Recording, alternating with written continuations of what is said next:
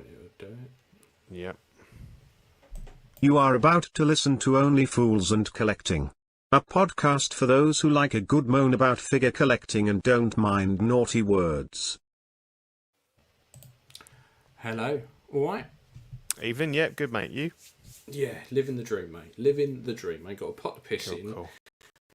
I've got lots of cool little knick-knacks around me. Yeah. So And we got a free day off today.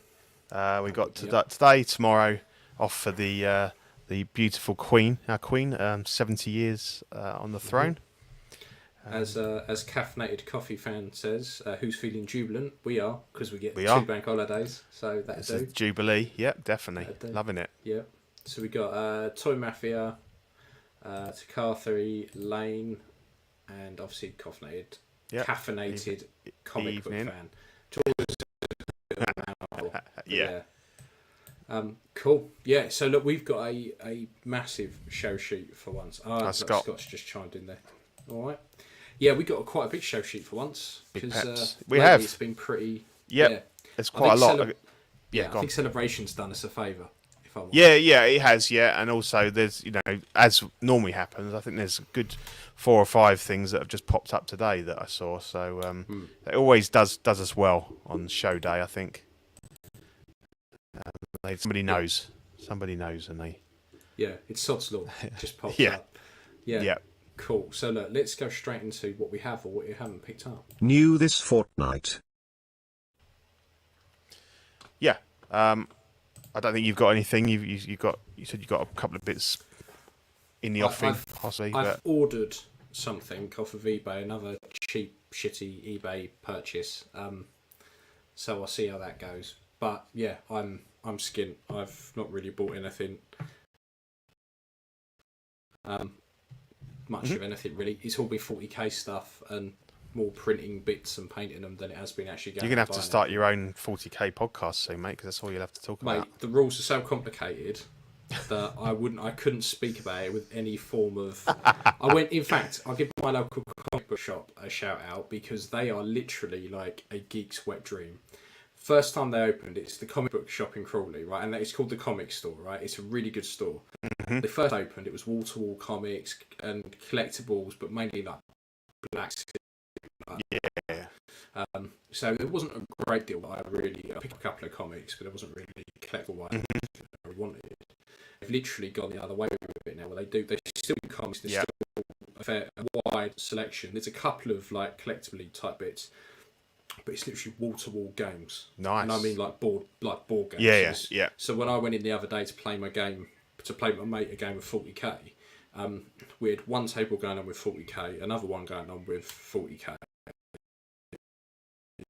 There was a group of guys in the corner playing Dungeons and Dragons. There was these other people playing these other like card games. They've got a little cafe in there. Okay, so people were getting like lunch and shit like that, and they would just it was brilliant.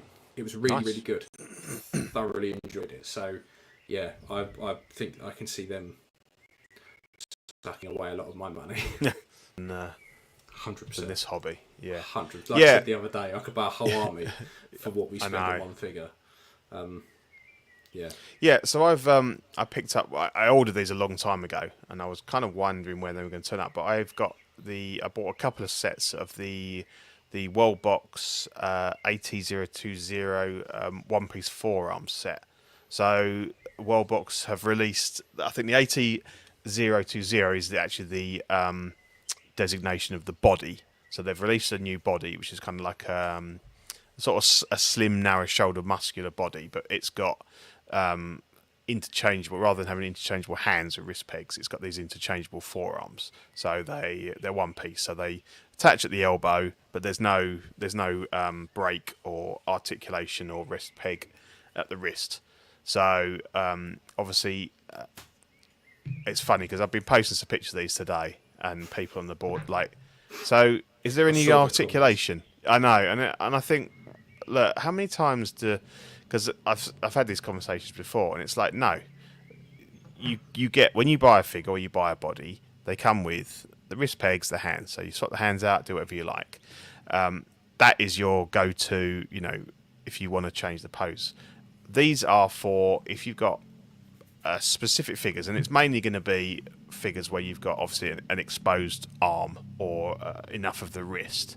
And for most people that I'm aware of that are buying these, it's for Cairo Indy, because he's the one where you've got the sleeves rolled up, and I've got a couple of I've got the one on the right there with the monkey, and the poster one with the holding the whip, and I've always hated the joints on them.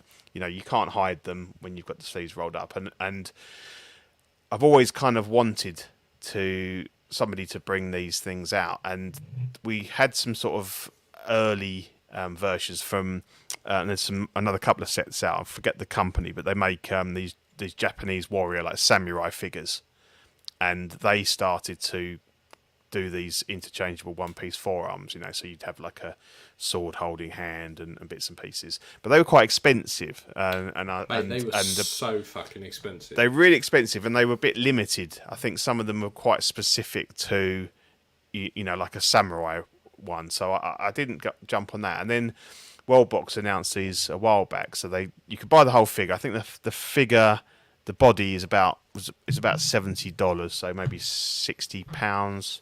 That's from 1/6 kit. So you get the 3 sets of arms. So you get the left-right fists, the left-right kind of open, relaxed hands, and left-right.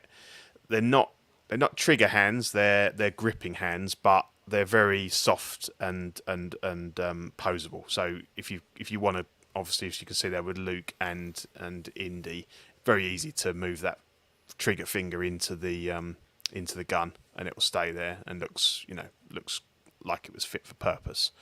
So that's really good. I've always wanted to do it with Luke, because that's the DX07 Bespin outfit, and it's a little bit short in the body and the arms, and if you have any sort of poses like that, it shows off. So I'm pleased. I had to buy 2 sets because obviously I needed to have 2. I wanted at least 2 right gripping hands,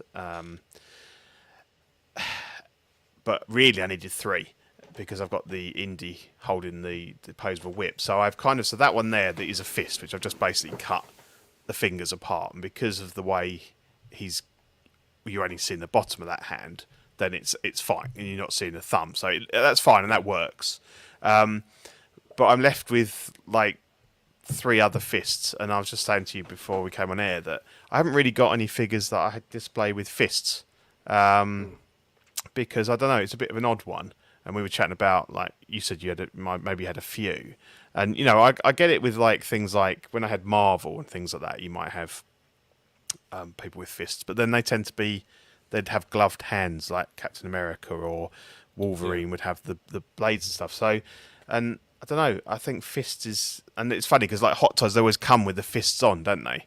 Yeah. In the box, and you think like they come straight off and they never come out, or they go in a little bag and they don't come out. So, it's a little bit, they're about 40, I think I paid about £40 per set. And I think they've sold out on 1/6. I'm sure they'll get more in because they're going to be quite popular. But it's a bit annoying that kind of almost like a third of them are useless. It'd be nice if you could have some way where they had like more different choices, or you could like mix and match. So I want 3 right holding hands, and so you could, because so if anybody wants a set of fists, 1 arm, 4 arms, give me a shout, because I've got a spare pair. If anyone wants a fisting from Pete, yeah, just give him exactly. Well, double fisting. Yeah. But also, obviously, you've got to do them in pairs, because you couldn't put 1 arm on a figure and then not have it on the other one, because that would look shit. So you've got to know what you want to use them on, and I think they're fantastic for that.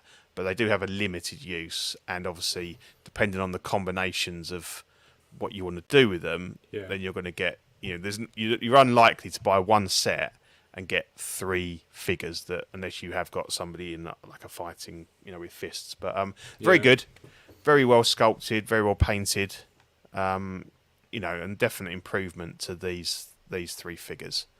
and that's specifically what I've been waiting for these for. So, but yeah, it's good. It's good. It's one of those things where it's a bit of innovation. It's nice to have the choice.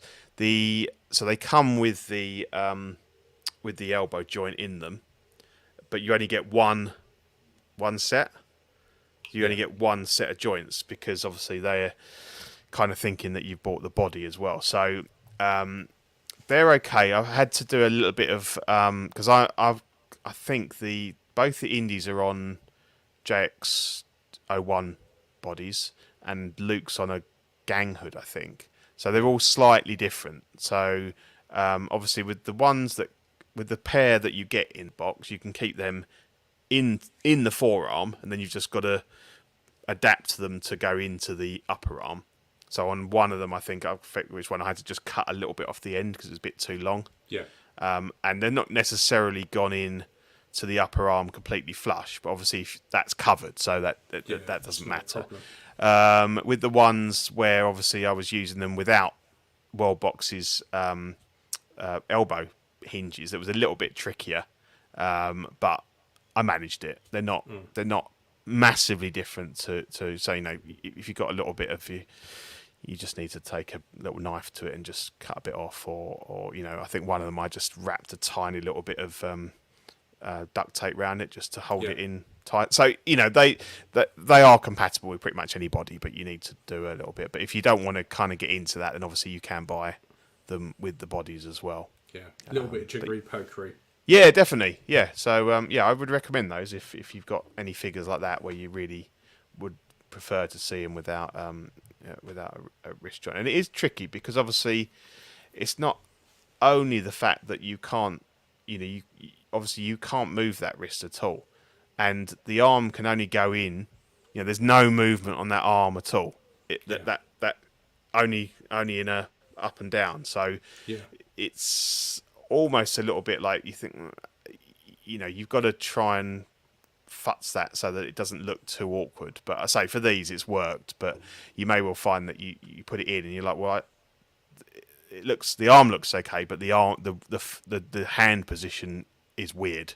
You can't have anything where it's going to be holding a sword like that way round. It has to be dead straight. But yeah, like the gun when I had it with like Indy with his pistol, I did have it slightly, the gun slightly tipped over, which looks more realistic. With this, but you got to weigh up whether and I think in this instance, if you put it on a normal, say, knockoff Hot Toys or a Hot Toys body, as long as it's one without the neck, you'll have that upper twist that comes from up here. If you've got, I suppose, if you've got one of the kind of more muscular bodies, you won't have that. So it will just be like... Yeah, so you're right. So if you've got a body with that, then obviously you can get that little bit of that... Yeah. At least the arm pivot, but not the... not to have any sort of slight twist in the wrist or anything. So... But yeah, definitely worth a go. I think for 40 quid, if you're not sure, just order a set and give them a go. Yeah, definitely. So so that was that. So cool. So let's have a look at some of the new releases. New releases. This. Hot Toys Taskmaster, 176 quid plus shipping. I weren't a big fan of the film. It was okay. No. Don't get me wrong. It wasn't like trash. I sat and watched it, and it was. But this wasn't the highlight of it. I think for me the highlight was I forget her name, but the younger sister. She was the standout, and obviously she's going to be seen further on. But Taskmaster to me was a little bit like okay, yeah, he's not that scary, is he? Wasn't that good, really? Yeah, same here. It just wasn't a character I was particularly interested in. Yelena, that's it. Yeah. The figure itself, it looks okay. It's fine. Not the worst I've ever seen. But it's just problem is if I've got no love or interest in the character, I find it really hard to get psyched about the figure. Yeah. It's almost like an amalgamation of lots of different figures, like little bits from different stuff. like Yeah. Cap's belt and stuff like that. But Yeah. And what's the difference? Why on the one on the right with the bow, the hands look, human, and then on the one on the left, they're almost like bird talons. because the Taskmaster mimics whatever it's seen, so he's got she spoiler has got claws like Black Panther. Oh, okay. So that's one. So I'm guessing one set of hands is just a clawed set. Yeah, just that left hand, the one that's up over the shoulder, doesn't even look. I suppose because you can't see the other finger and the thumb, it doesn't even look like a human hand, does it? It looks like it's that middle finger is so.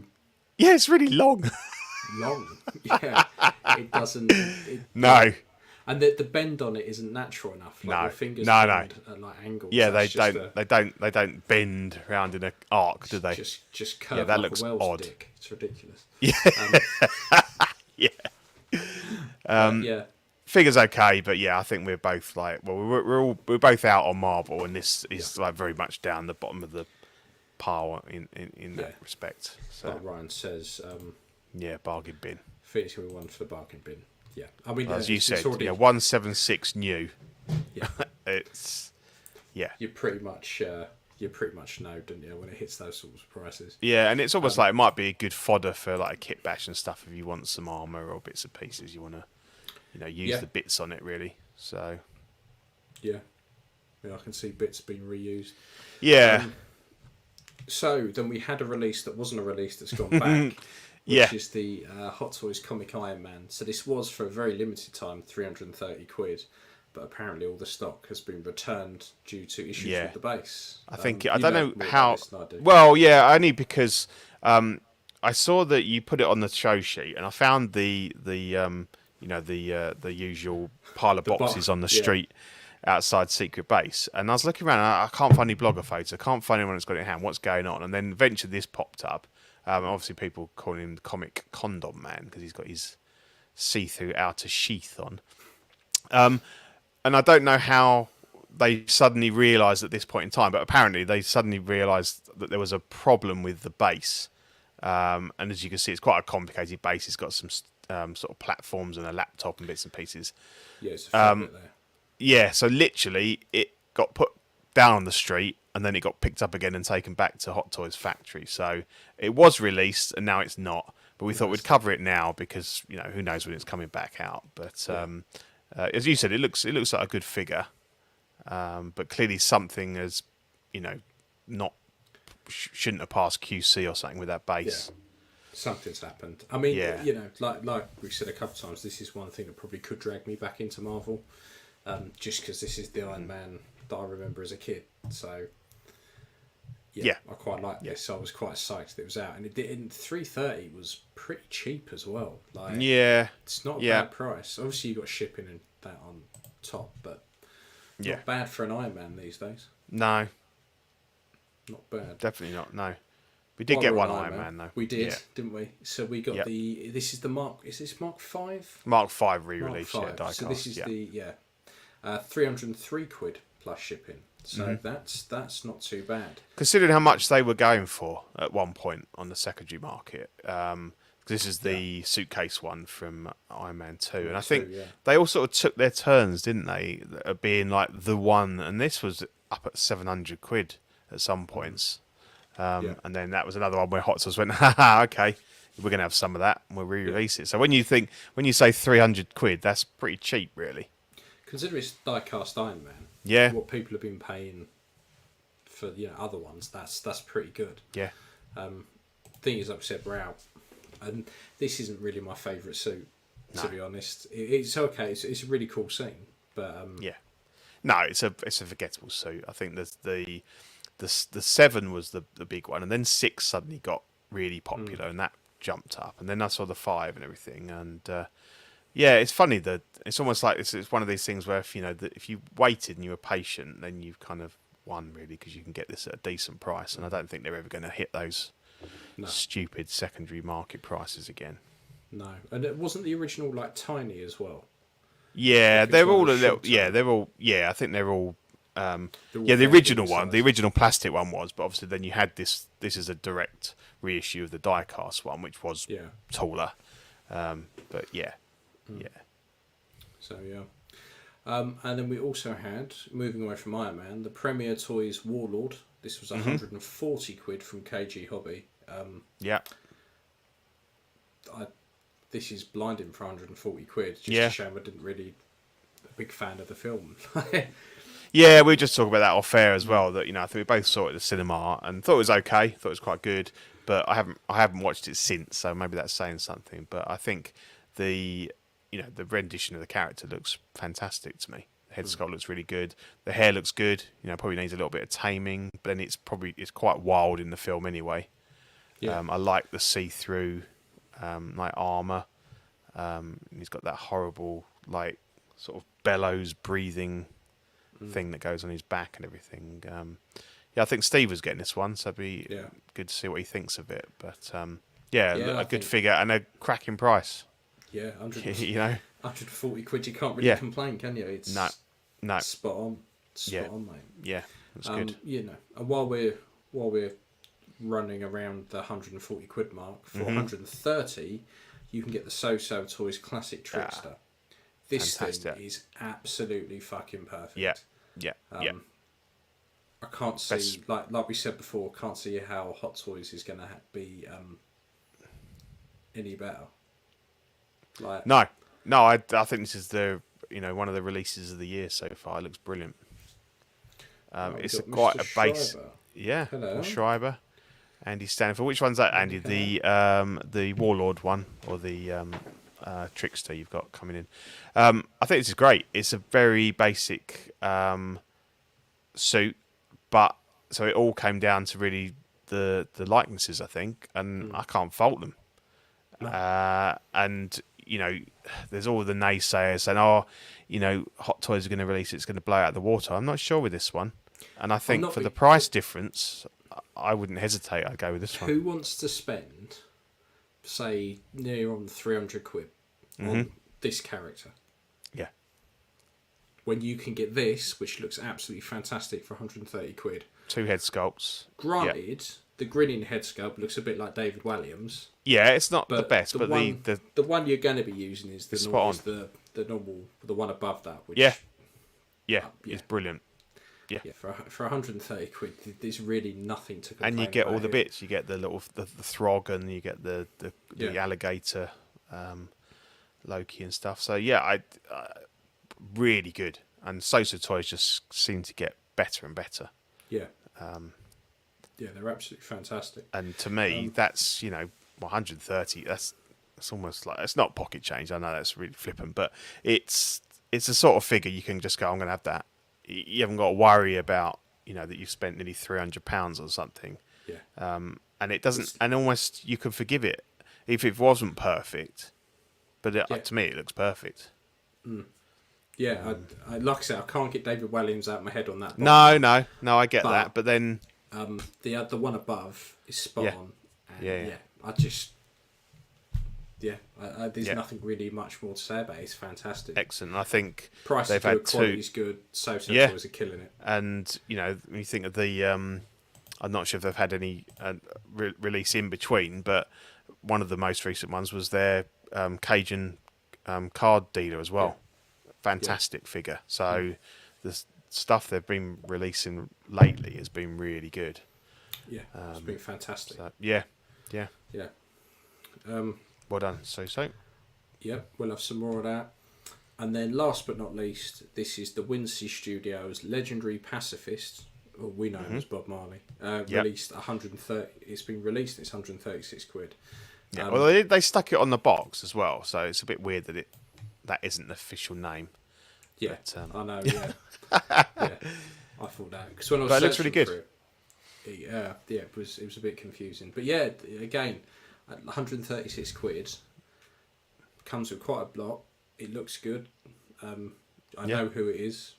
Now, don't get me wrong. I'm not a big Bob Marley fan. So no. But go, that's not right, or this isn't right. But but we can see who it is. The clothing looks good. The guitar's great and everything. And I'm not.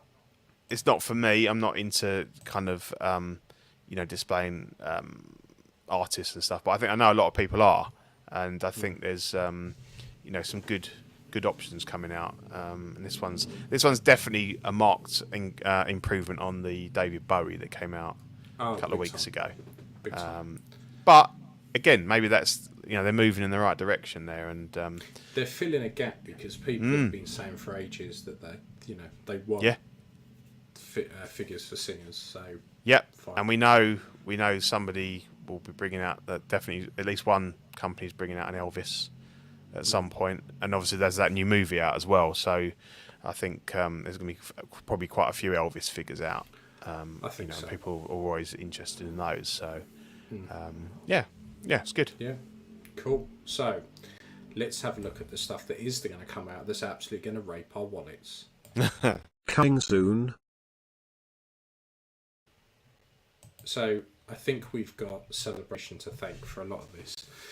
Heavy Weapon Trooper with Bark Speeder and Sidecar for a whopping £497. April to September 2023. Now I love Star Wars. I love the 501st, but this is a no from me. I can't even remember. And don't get me wrong, I know these pop up frequently throughout the Clone Wars. But I just can't remember them that much. Yeah. But I mean, look, objectively, it's impressive. It's a decent figure. The Trooper's pretty good, but again, that shit you can have pretty much straight away. It's a Cody helmet. It's a pauldron.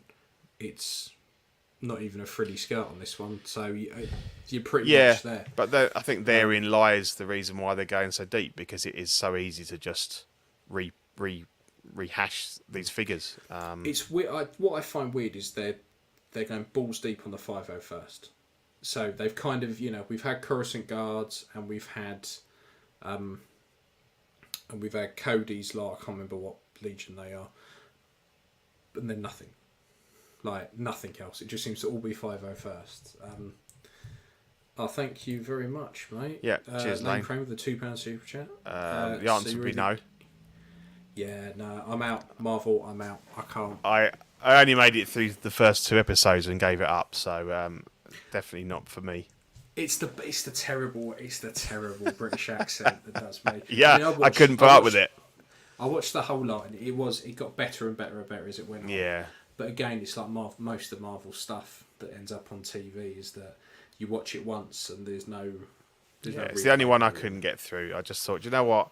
I know it's only another 4 episodes, but I've got other shit to do. I've got other things to watch, and not for me. And we've got a third-party one coming up later anyway, so we'll talk about that then.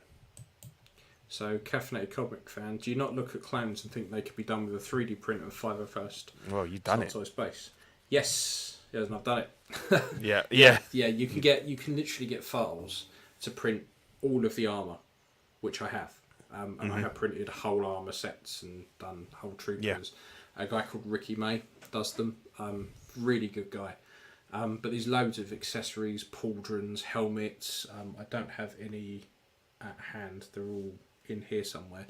But yeah, you literally just print and that's why I think I haven't gone balls deep into these. Although the basic 501st Trooper is still quite expensive, really, for what it is. Yeah.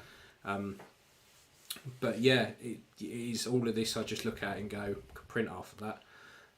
Obviously, barring the bike. Although I have got files for like Mando's speeder bike. Yeah, which but it's huge, print. isn't it? I mean, it's Massive. Yeah, hence the massive price and the shipping. Like even Kit 16 Kit put a big red thing on saying you're better off buying this from someone local because the shipping is going to be shocking on it. Because obviously normally, like with Kit, the shipping's free to a certain degree, but with this one it probably says shipping to be announced, and he's basically gone, do you know what, you're probably better off buying it, trying to find it locally because the shipping's going to kill on it. So it's going to be mad. It's I mean I don't know, I'm not I'm a very casual Clone Wars viewer. I've only watched a handful of episodes. I've got no idea who these people are, what this thing is. But obviously, I get that a lot of people lose their shit over clones. And I saw some guy's collection the other day, and he literally, that's all he collects, clones. Yeah. There was like about 50 of them. And to me, that's really boring. But, you know, to pick up like Lane here, he loved Moon Knight, and he wants it with Taskmaster. That's fine. Like, you know, these are great figures. But I think we can only obviously wax lyrical and get excited about the stuff that like we want to collect and things like that. And when there's so many other figures that we still want, and I'm not going to. Bespin Hand is a different beast altogether, because I think that's Harrison Ford holding that back. But there's still loads of other things from Star Wars. Without, you know, every time I see another clone, I'm like, oh, really? You know, I mean, I expect the next one we're going to get is that old one with the beard from bloody Kenobi. Oh, do you know the amount of customs I've seen over the last 3 days? Really? Next I haven't Black seen it yet. Series 6 scale people Yeah. like putting them together. I was like, you're making a hobo trooper now. Like, Yeah. there's no. And then what you they know, stick doing like really bad hairings on the beard and stuff, aren't literally, they? And, it's like yeah. they've just cut their pubes off and just stuck Yeah. it on a Cody. Yeah, well, where else did you get it sculpt from? You know. And gone, there you go. That's curly enough. Like, just for fuck's sake. Oh mate, yeah. Fuck's sake. So yeah, the So- thing, I like clones. I love them. Yeah, I yeah. think they're fantastic. But even you must be thinking it's got to be reaching saturation point. The thing is, like this one with Commander Apo. So him and his Bark Speeder is only going to set you back 420, and that's out at the same time, April to September 2023. Yeah. I look at this, and barring the bike, because the bike would be a bit of a bastard to print. That's a standard 501st with a pauldron and a skirt. Yeah. That's it. You know, I know people now are doing those skirt things, kimono, whatever they are. They're getting those circuit machines. You know, those ones that cut out stencils and vinyl Yeah. and stuff like that. They're making them with those. Okay. And they look really good. So, and they're doing that, and what they're doing with those as well is they're doing all the decals. So Okay. you're starting to get some really good customs. But yeah, it just, I look at this and think this is quite easily, you could have Apple tomorrow if you really wanted. Doc Swizzle's offering some of his own natural human hair for rooting if anyone needs some. 10 quid for a bushful. That's not bad. That's not good. bad. That's I good. like that. Yeah. That's not bad. No. But yeah, you know, it is what it is. I think But also people there's the can go flip mad side for of it, is that people are saying, why aren't they offering these figures separately as well? Because people might want this and they not want to do the custom thing, but they don't want this dirty great bike, and you know, they just want the figure. And to me that seems a bit silly. I know what Hot Toys are doing, because I suppose they worry that if they release the figure on its own, they're not going to shift many of these bikes. But does anybody want this figure that bad that they want to spend 420 quid? Yeah, they could part the bike out, I suppose, but I don't know. I think if they're releasing all these clones, they should let you buy them on their own as well. Yeah. But Yeah, 100%. And then they also teased another great fucking vehicle, which is the Trooper. I don't even know what that is. What is that? I just called it a walker because I Cannot don't know what it remember, is. But you, you saw them in episode 3 a lot on Kashyyyk when they were hunting down the Wookiees. Yep. They're pretty cool, to be fair. I've seen people print them before, and they are pretty cool. I seem to remember them being a lot more squat though, as opposed to like leaning back like that. Well, maybe it's got posable.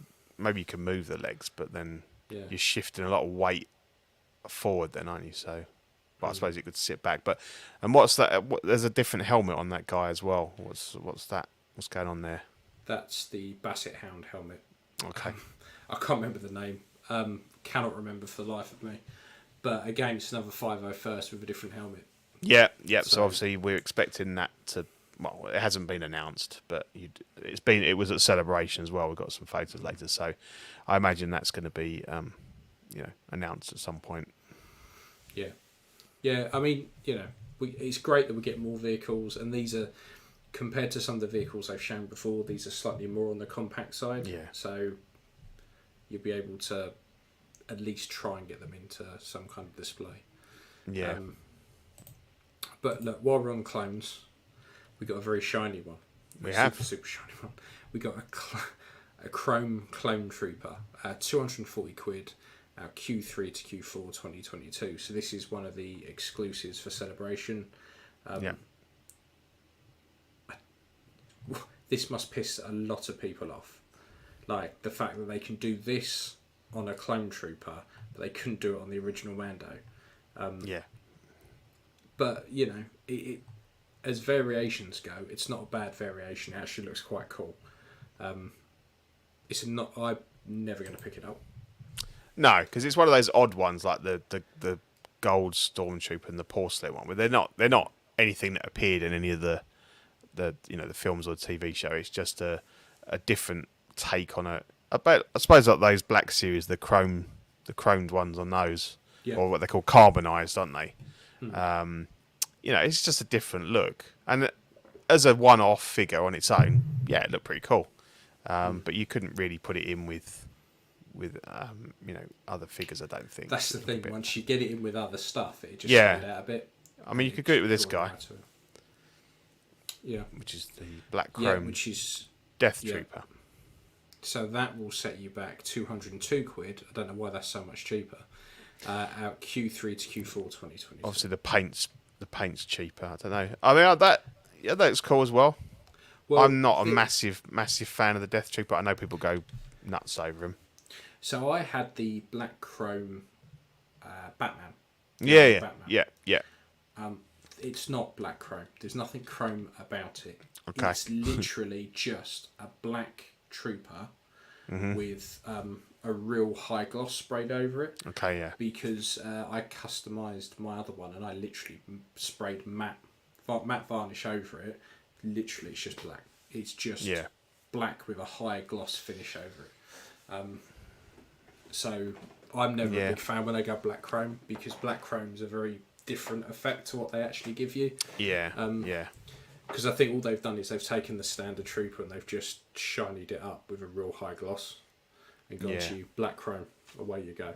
And I don't. I mean, I find it weird. I don't know what the market for these is, and it's a little bit disappointing, isn't it? When you're hoping that they bring out these cool exclusives for Celebration or whatever. I don't know if Toy Fair's still a thing, is it? Because there used to be Toy Fair exclusives. That's it, It's all right if they did one, but to have two of these exclusive being these chromed versions that aren't actually canon in any way seems a little bit disappointing, really. Considering other exclusives we had before were things like Darkside Anakin.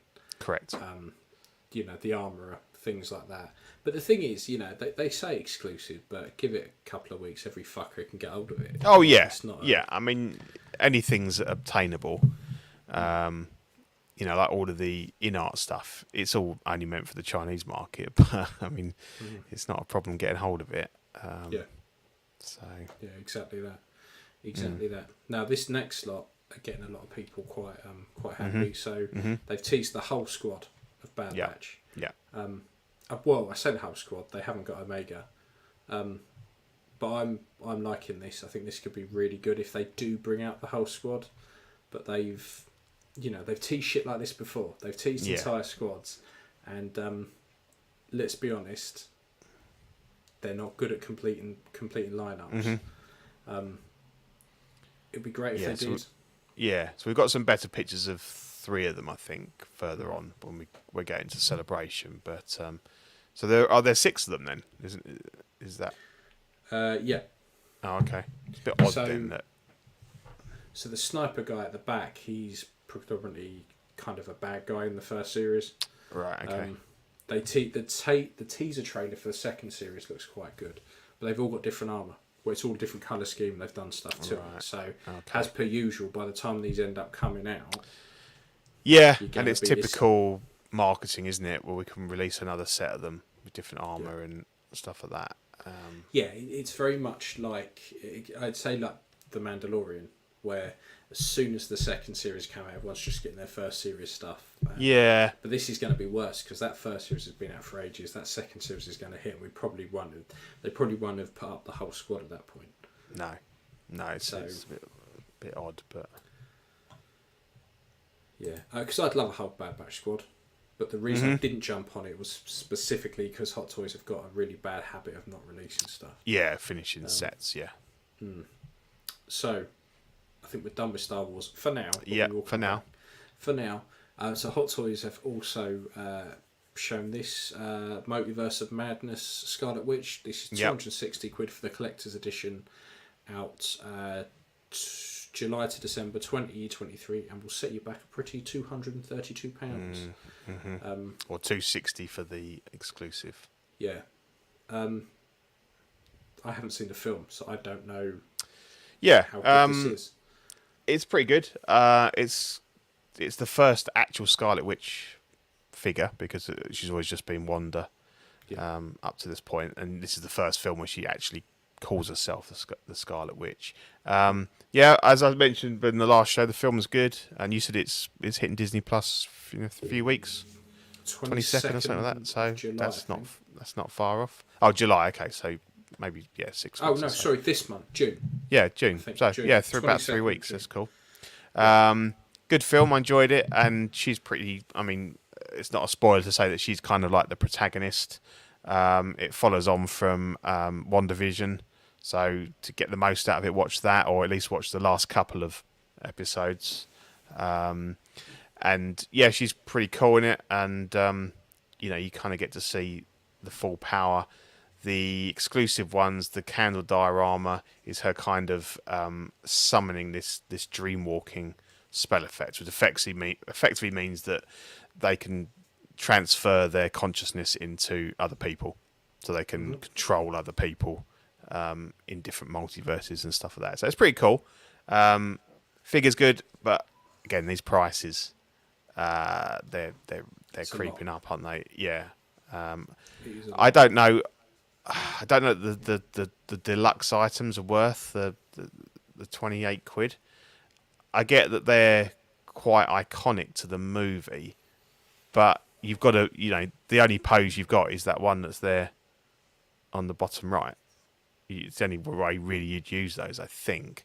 And obviously that takes up quite a lot of space as well. Yeah. So if I was going to get it, I'd probably go for the collector's edition, the standard edition, because I think the figure's okay. You get 2 different hair pieces. I don't know which one I like best, really. They're loving hair pieces at the moment, aren't they? Yeah. And this luminous reflective effect, I don't know kind of what sort of light that's. It's not a black light type jobby, but. One of the bits, I said this, I think the last time they teased this figure. Look at her little tiara. Yeah. Look at the gap. Yeah. Between her head, like her hairline, and that fucking tiara.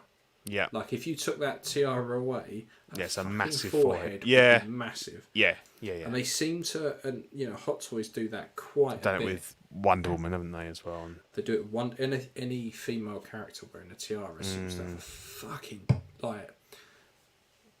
Yeah. Ant McFarlane kind of proportion type fucking head. Yeah.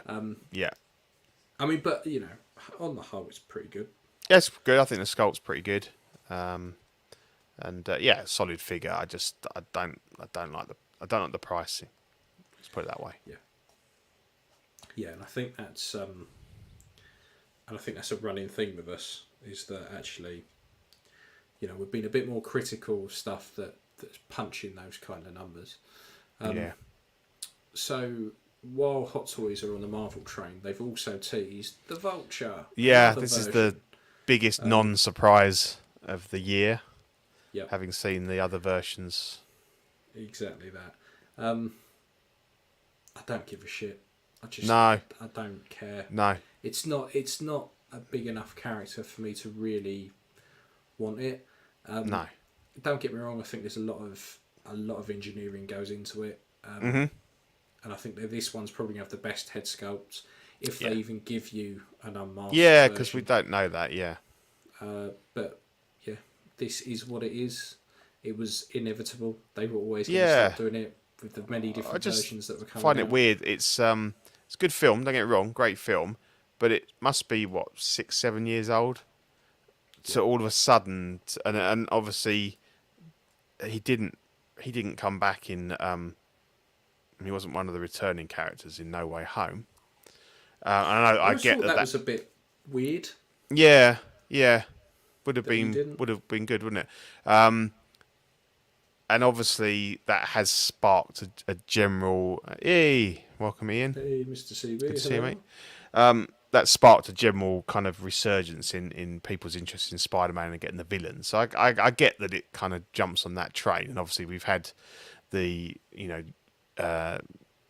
Jazz Inc.'s one, and then the 2 third-party ones, and everybody joked, yeah, we're going to see Hot Toys next week, but I kind of think we knew that it was coming. Oh, So no idea. I mean, I think you're easily looking at 500 quid. yeah, For this. yeah, plus easy. Yeah, Absolutely yeah. easy. I don't see there's a massive market for it. It's a huge. I think if it's full scale like Yost's, it's about 4 foot across. That's going to be massive. Yeah. Absolutely So huge. I don't know whether this has been in the works for a long time, and they just suddenly thought, oh, everyone's announced theirs, we'll announce it. And if that's the case, if that hadn't happened, when were they going to announce it? It's just funny. It's weird how. I've got a feeling they've got all these prototypes sitting there. Yeah. But they've gone, can we do that? Probably going to be a bit expensive. People won't buy it. So they shelve it. Other companies start to do it really cheap, and they go, people are pre-ordering them. They buy it. We dust it off, take some photos. Because it's a weird time to be for any company to be doing this. Yeah. But yeah. But it's a big difference. I get, someone pre-ordering one of those at 200 quid, and then they're going to hit this, and it's going to be £500-600. It's not really like for like. So to mention Kit, was really, really good, and instantly put a message up and said, if you've pre-ordered either of the third-party ones and you want to cancel, quite happy to give you your deposit back. So that was really good. But I don't know. I think it's not really like for like. I think if you really wanted this, drop 200 quid on it. That's fine. But the Hot Toys is going to be a lot more than that. Yeah. 100%. Yeah. So it'd be interesting to see whether or not they do actually release it, and how much it'll be. So on the slightly more accessible end of things, we've got the tough guys, the mighty God out Q4 2022 for 140 quid. Now, I don't mind this. The only thing I don't like really is the bearded, pointy beard. The rest of it, I don't think looks too bad. It's okay. For 140 quid. Yeah, I think you could work with it. If you wanted a comic book, maybe a comic book Thor to go with that, comic book Iron Man when he eventually comes back. I don't mind. Yeah, you're right. I don't mind the outfit. The body's okay. It's not got seamless arms, but they look okay. Weapons and stuff look good. I don't know if they're die cast or not. And yeah, the clean shaven one, it's not great, but you could probably work with it. But the beard one looks horrible, doesn't it? The thing is, the beard itself, the sculpting on the beard, I don't mind. It's the fact it's a completely different colour. Yeah, it's just like I can't remember if in the comics he had a beard that was completely different to his golden locks, but it just looks because it's because you're going from hair to actual. Yeah, it's horrible. It's just like he's put on a joke beard. Yeah, like a disguise or something. Yeah, it's not me. Yeah.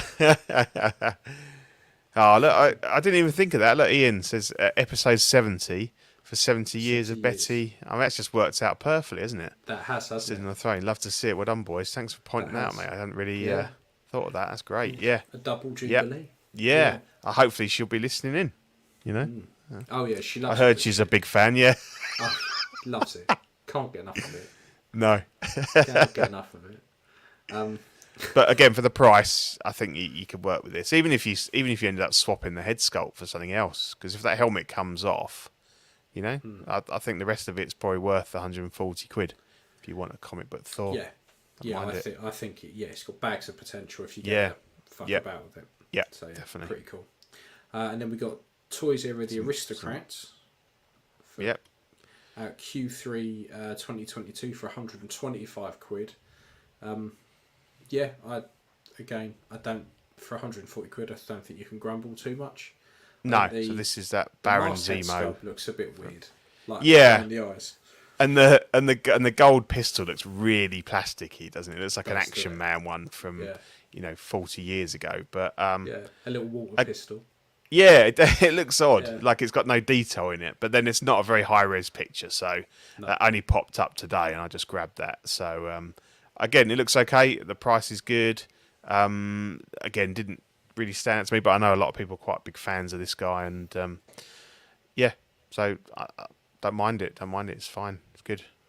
Yeah, it doesn't offend me. I think because Hot Toys teased this ages ago. And Yeah, and it's they're just not doing it. So, never surfaced, and I don't and think the it thing will. is, companies like Toys Era are filling in those blanks. You know, Yeah, people as want- we've always said, I don't think they're really stepping on toes, and even the Vulture ones weren't stepping on any toes until Hot Toys went, oh, hang on, you stepped on our toes. We were going to do that. Here you go. Yeah. Hot Toys don't like doing villains. No. Toys Era don't mind, so they're quite happily plug that gap. Yeah, you're right, and I think it tends to be the case with a lot of franchises. Star Wars does really well for villains because Star Wars has got some fantastic villains, and you've never, if you can build a collection just of villains in Star Wars, no problem. But I think, like, you're right, the other franchises, the Marvel, the DC, is very much about the heroes, and a bit shorter on the. So, and obviously Spider-Man, all of these new Spider-Man ones are kind of tipping that balance a bit, which is good. Because quite often the villains are much more interesting than the heroes. 100%. Not necessarily this guy, I don't think, but again, No. it fills a gap if you're looking to, do this line like the Winter Soldier, Bucky, and the Falcon bits and pieces. So yeah. There's loads there. Loads you could do. We got a bit of Moon Knight now, haven't we? Yep, So the Moon Man. Toys Turbo, is that what they're called? Toys Turbo? Trubo Studios, yes, an odd What a one. mouthful. So this is Moon Man. He's out Q4 2022 for 115 quid, and he looks every penny of it. It doesn't offend me too much. It's okay. I wasn't a big fan. I watched it And all I the way through. actually did see this bit because I watched 2 episodes. So this is where I think he was trying to summon a suit, wasn't he? And he landed, and he was in like this sort of tuxedo with, and then he said, I mean, I don't know why. Because I didn't watch the rest of it, so I don't know why that bird head's on it, because that's like someone he talks to, isn't it? Yeah, I cannot remember. So I think it's at the very end or something. He's sitting in a limo. And I can't remember if he's wearing the white suit, but he's got the bird head. Because he's like one of the gods, isn't he? That he talks to. Yeah, but this is it Stephen? Not Stephen. Whoever he's the British personality is his. Yes, whenever yeah. he's Moon Knight, That's it's right. That. That's his suit. Yeah. Yeah, I mean, look, for 115 quid, it's about the only way you're getting this at 6 scale. So, fucking go for it. The head sculpt's a little bit ropey. The bird one's not too bad, but the other mask ones are a little bit. Yeah, my take on it, I think, would be I wasn't a fan of the series, and I only got 2 episodes in. But I think if you like the show and you're buying the Hot Toys one, then I think it's be a good companion piece for it. Yeah. For 115 quid. Yeah, that's it. And this is the thing. For 115 quid, you whack it next to your other Moon Knight. Job done. You've got a good display there, and then that kind of helps out that like thing we always talk about. You've got this one-off figure. I guess you know Moon Knight. You could just futz in with other Marvel figures, But at least with this, I think they'd work quite well together. Yeah, 100%. 100%. So this next lot, I'm quite looking forward to. I'm tempted. Yeah, and these just dropped today as well, not Thunder long before the Toys. show. Yeah, so Thunder Toys did so they ripped off the Rami Spider-Man Yep. Mm-hmm. and fixed the neck. Right, that was insanely popular. Like everyone, Yeah, that was loved a good wanted to figure. get hold of it. Yeah, came with a Dio base and shit like that. So now they've got the Venomized Spider-Man, which is Spider-Man where someone's throwing some tar at him, which looks pretty Yeah, it's kind of been half attacked by the Venom parasite. So that's out Q4 2022 for 130 quid. Then for another 130 quid, you've got the completely black suit Spider-Man, which I had the original Hot Toys one, which was pretty cool. Yeah, it was always quite a popular one, wasn't it? Yeah, you get the little symbiote bit there, which you never really got with the Hot Toys one. And then for 150 quid, which this is what I find weird, the base costs more than the figure. Yeah, it sounds really expensive, and it's not that massive, really. No, you get this diorama base. So all in all, you're punching just under 300 if you wanted the Because it's suit funny and the base. because when I saw it and I saw the base, I didn't really look into it, and I assumed that they both came with this base, and I was like, "Oh, that's not bad." And then when you put it in there, and it was like, and I saw or I put it in there, I saw it was 150 quid on its own. I was like, "No, that's too much." And it's not even like it's going to be plastic. It's not like it's polystone or anything like that. So that's an odd one. The figures seem like really good value, and this doesn't at all. But the thing is, like, I've always thought, like, if a figure company came along that just did these types of bases, say they did them for about £100 each, they'd mop up.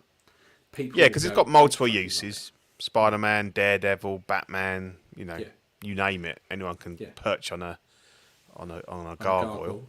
Yeah. Like, they'd mop up. So it's good that someone is finally doing that, but 150 quid's a bit steep, particularly like because if it is polystone, then okay, all right, fair enough. Yeah, but I can't see it. No, I don't think it is. But yeah, could be worse. But yeah, I'm looking forward to the two figures way more than the base. But like Ryan says, he says. I'm surprised they still haven't announced the Tobey Maguire or Andrew Garfield Spiders. They've shown them, but they have shown them. I don't know if they were new figures or if they just wheeled out some old ones and took some photos. But they did hint, didn't they, that it was going to be, they were going to reissue them. There wasn't, they didn't leave it, any ambiguity. They kind of said something about coming soon or something like that. Oh, but, they were very. Yeah, but it seems odd that they've not, because that. As great as that movie was and how well it did and everything, that hype train's kind of quietened down now, and you'd have thought they'd really wanted to have tapped into that, that time when people were going to see it for like a second, third time at the cinema and all that kind of thing. Yeah, you would have thought that by now they would have done it.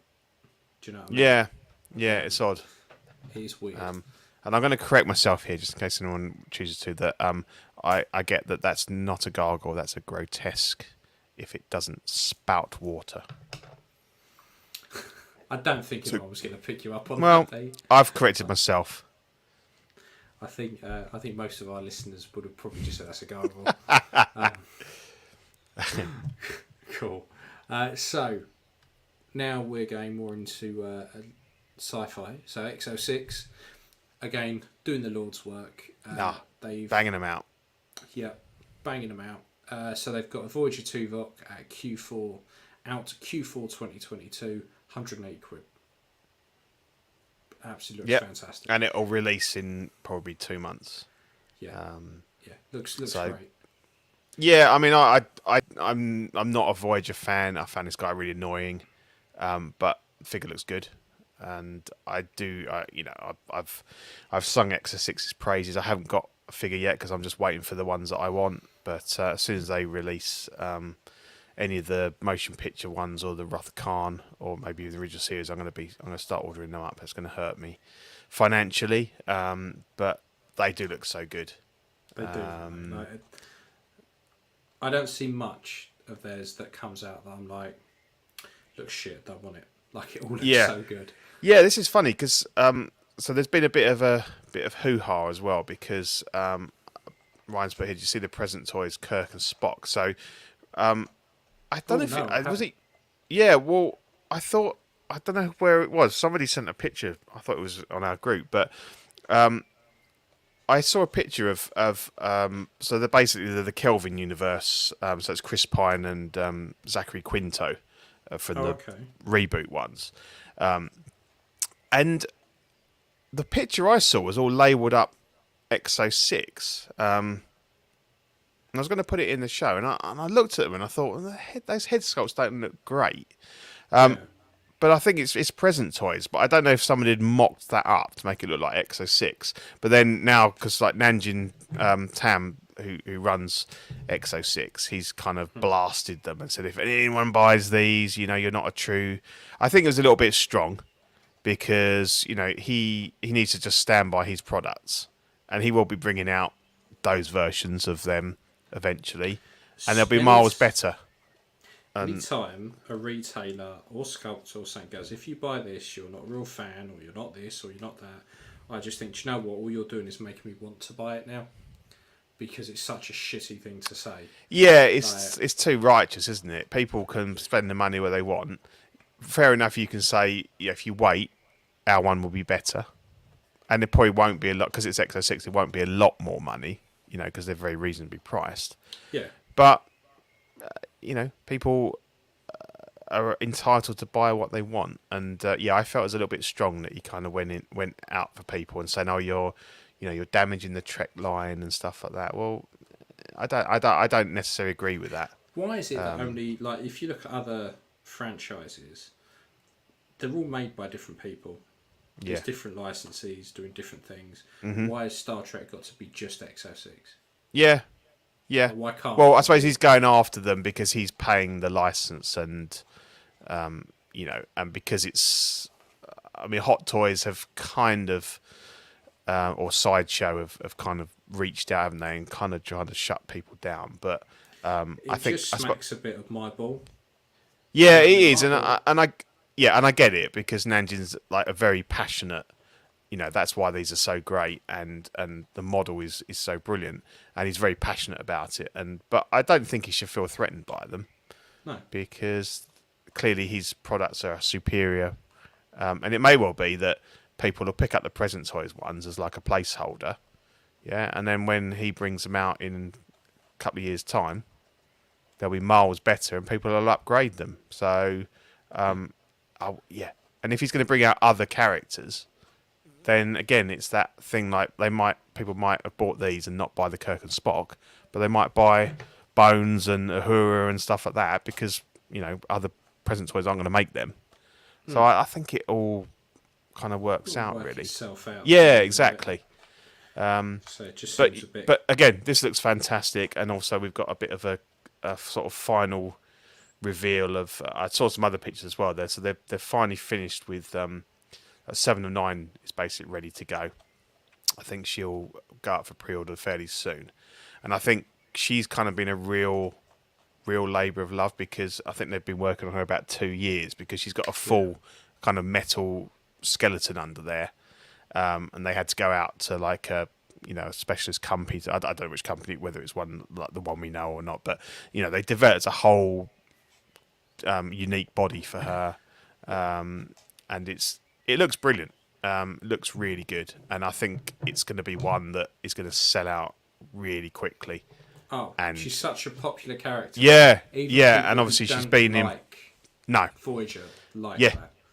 Yeah, well, she popped up in other ones, didn't she? Didn't she kind of bridge that gap a bit? Well, after Voyager, there really wasn't anything. No, I suppose there wasn't, was there? No, but obviously she's Picard. come back in Picard. Very different look, but I think that's reinvigorated. And so I think to see her character come back. Yeah, it was.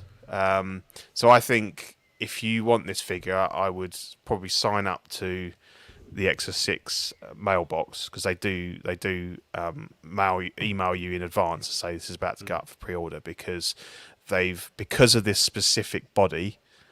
Basically, they're not going to remake it it's been quite expensive for them. So if you want this figure, I it's gonna think cost them way too don't much.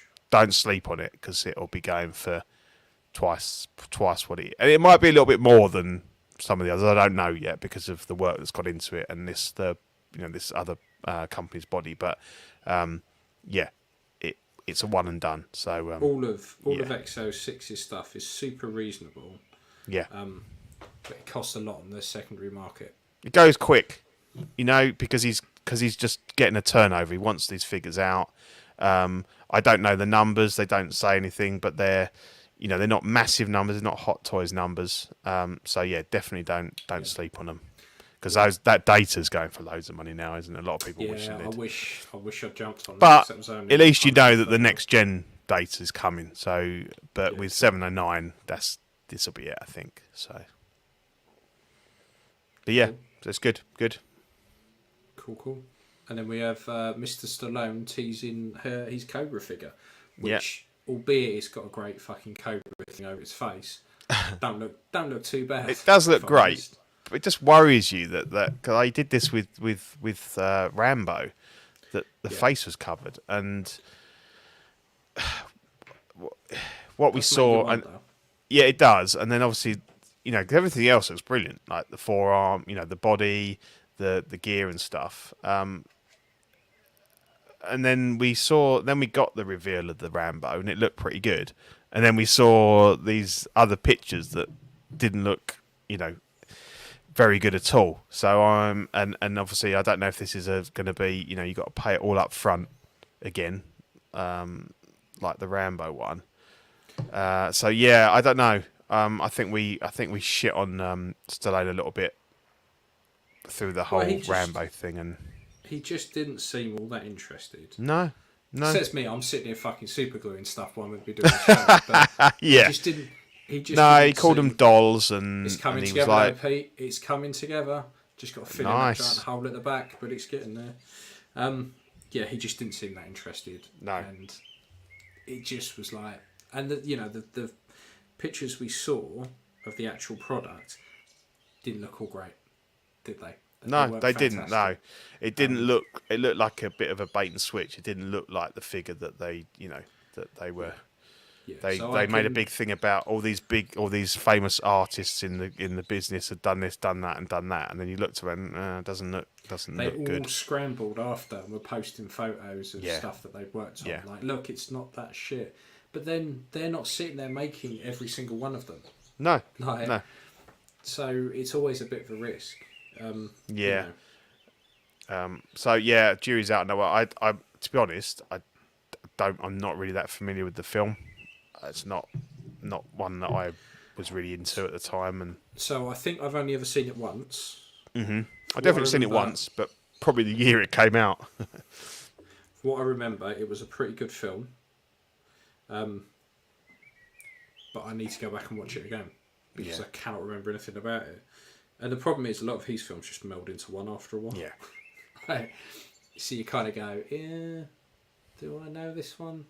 Or am I thinking about it completely? Yeah, it's like some of the lesser Arnie ones, like Raw Deal and bits and pieces. You sort of think like they roll into one. But yeah, I know Steve's a big fan of this, and he'd be up for getting this one. But again, we'll reserve judgment on this one. I mean, it looks for now. that looks fantastic. It Even without does. seeing the face, it looks pretty good. Yeah. So I'll give them my dues with that.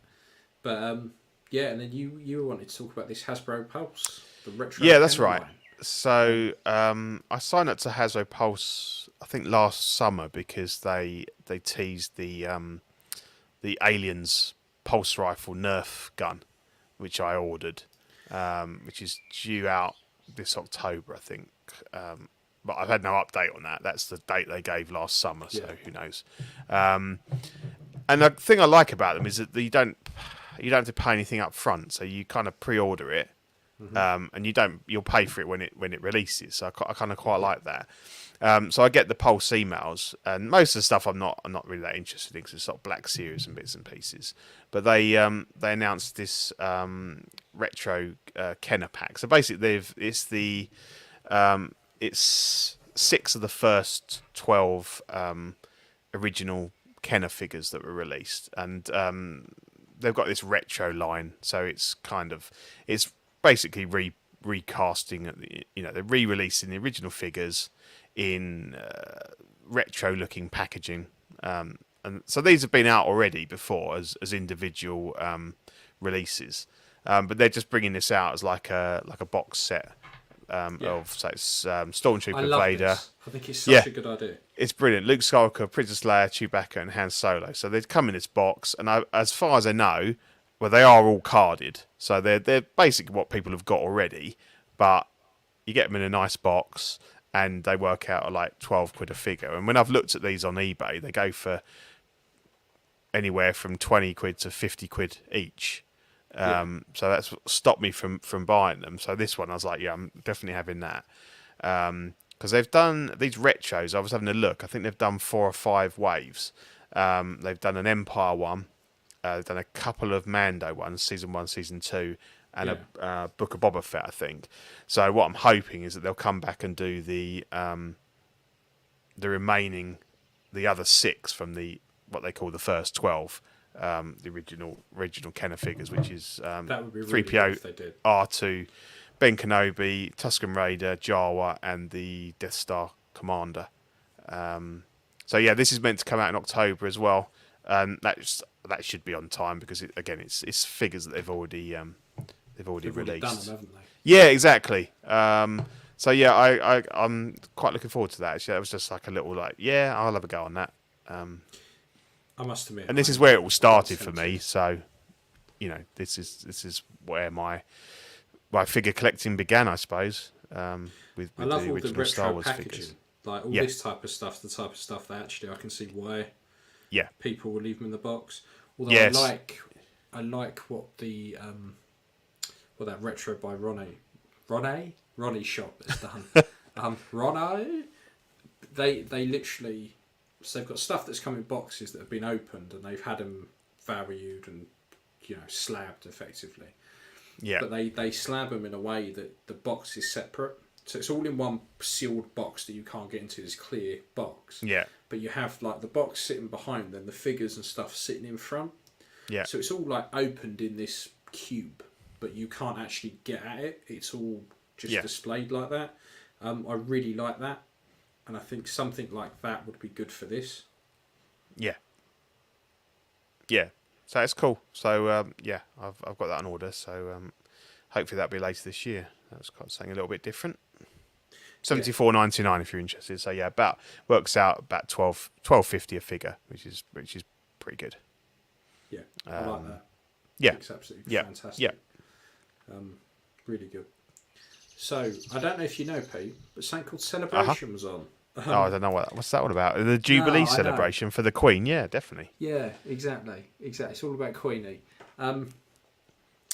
There's been some really cool stuff, and I'm so excited for next year. But we'll get to that.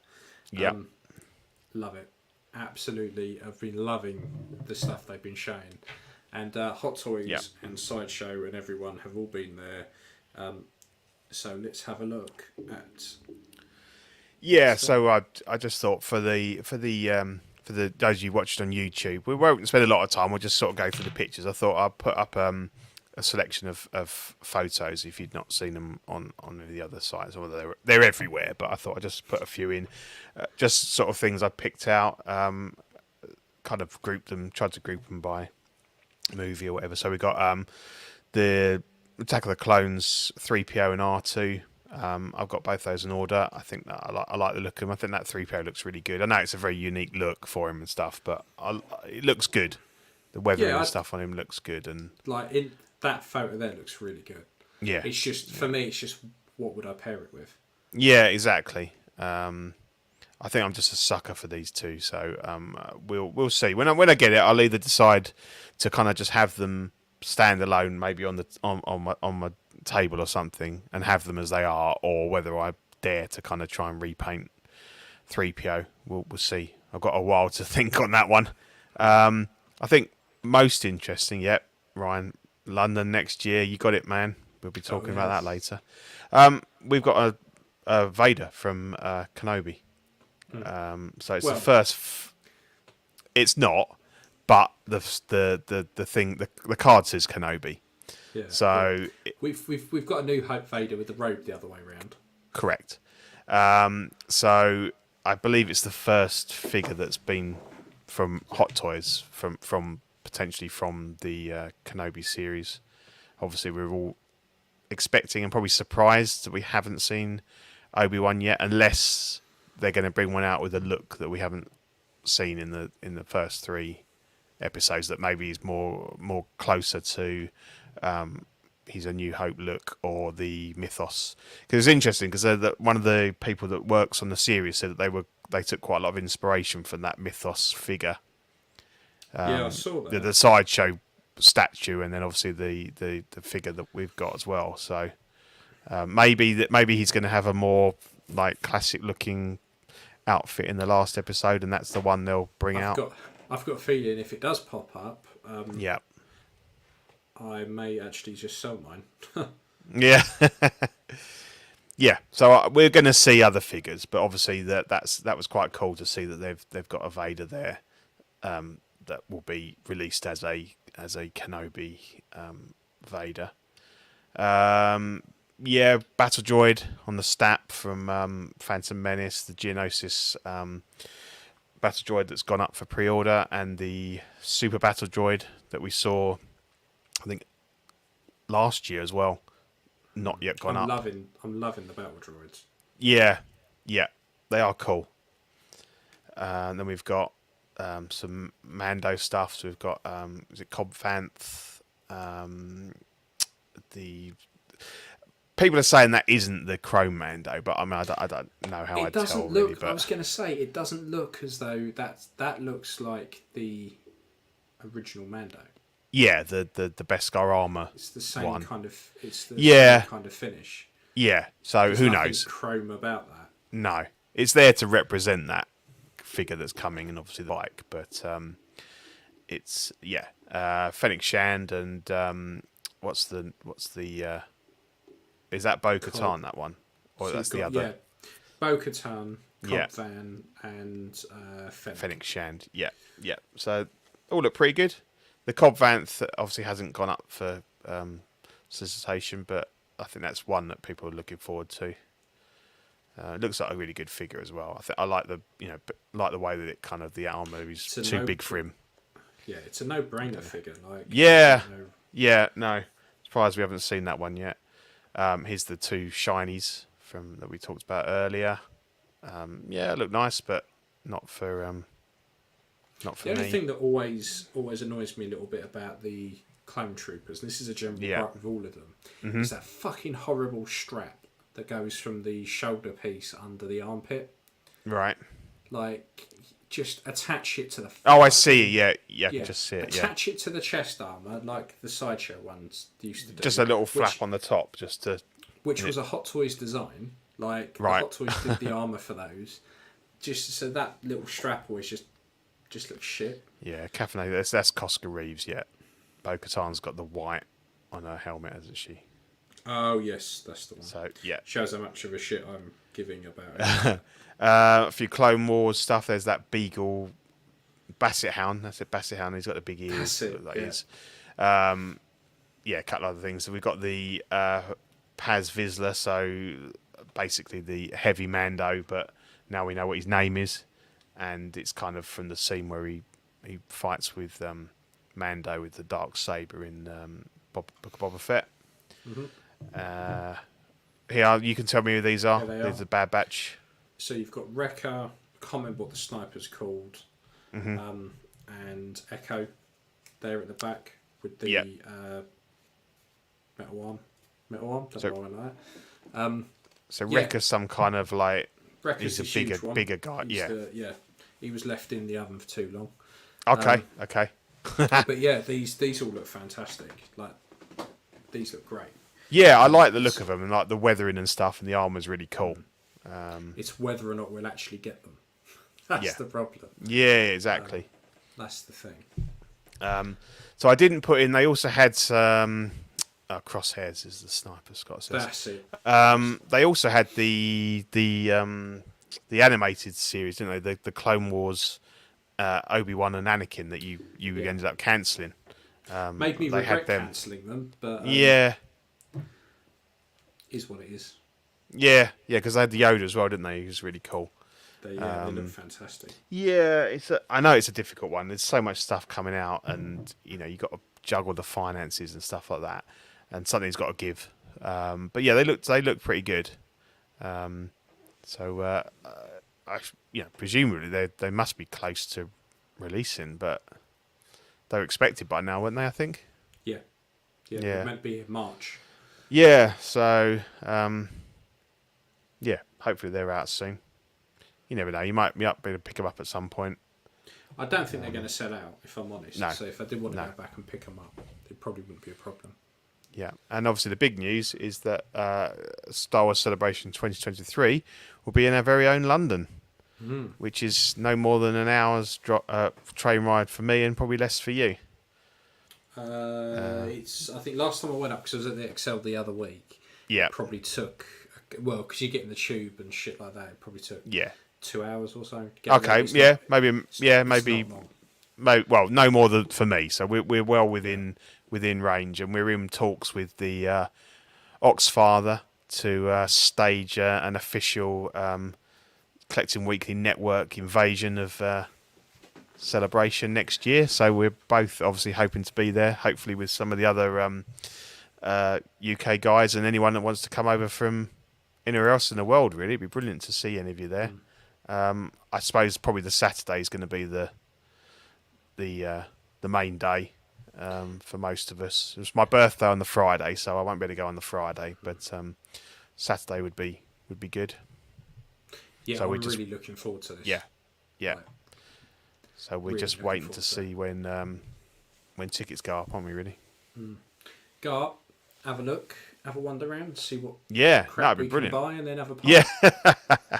It would be really good. It would be really good. So, and it'd be nice to meet up. Like we're hoping to meet up before then, but obviously, to meet up maybe with Ian and obviously Steve said he might come down and stuff like that. So, that'd be really good. Yeah. So we're just waiting for tickets to drop.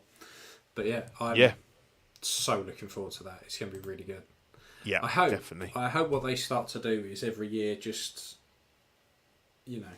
alternate between California and here. Yeah, because I think that London has obviously got a massive history with Star Wars, and a lot of it was filmed here and stuff like that. So I think there's always going to be that historical link. It makes sense to have, have it in London more regularly. So that'd be really cool. Yeah. So we've gone from the good, so let's go straight into Shenanigans! what? Oh boy, have we got some shenanigans. Yeah.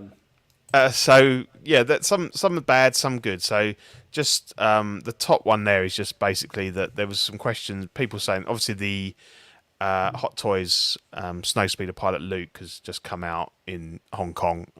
Not yet to hit Sideshow or anything like that yet, but there was questions about whether, because essentially the sculpt is the Return of the Jedi sculpt, I think, with his eyes looking straight forward instead of sideways or something like that. So, and this is just Hot Toys confirming that the hair pieces should all be interchangeable between all of the Lukes. So you've got the MMS 429, which is the Jabba's Palace kind of version, 517, which was the Endor one that came with the obviously the helmet and stuff as well, and you had the swept-back hair and obviously the helmet. So the idea being that you can swap them around if you prefer one look for another one. They've spent a lot of time, because I know Sideshow did a video about this, about how it all been interchangeable.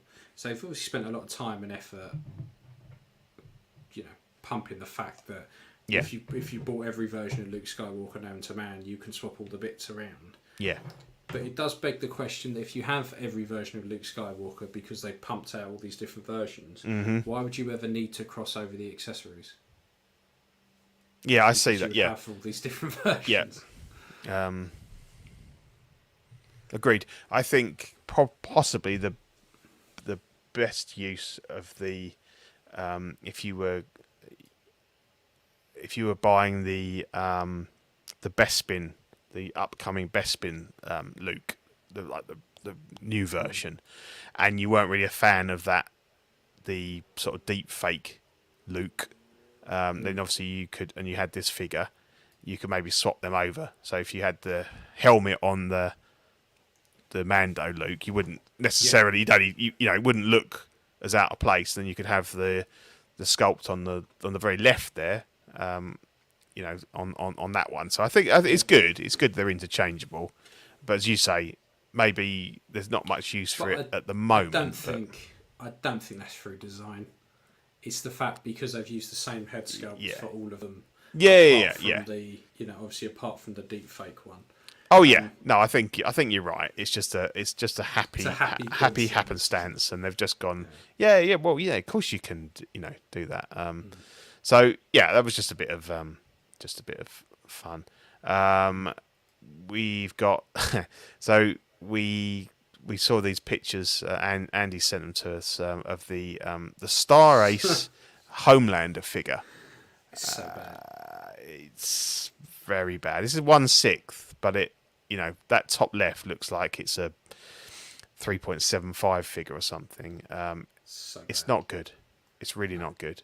Honestly, I don't know. The thing is with Star Ace that really pisses me off is they work with some quite good sculptors. Yeah. And when they the renders were alright, weren't they? Yeah.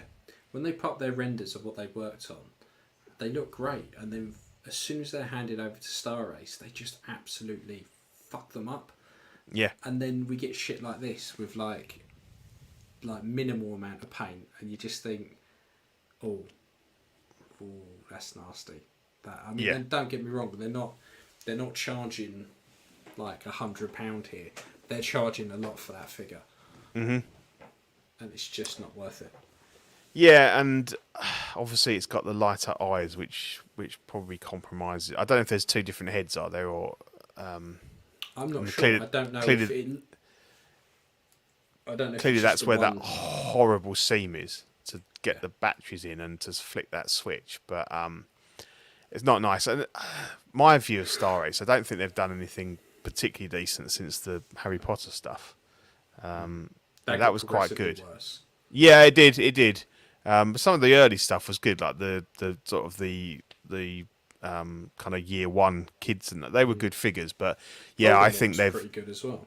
Yeah, I think they've lost their way, and they do some weird stuff. Like they did that like 1/8 scale Aragorn that was horrible, and stuff like that. So I think they're definitely a kind of like a fading light in the 1/6 game, and this really doesn't help their cause, does it? No.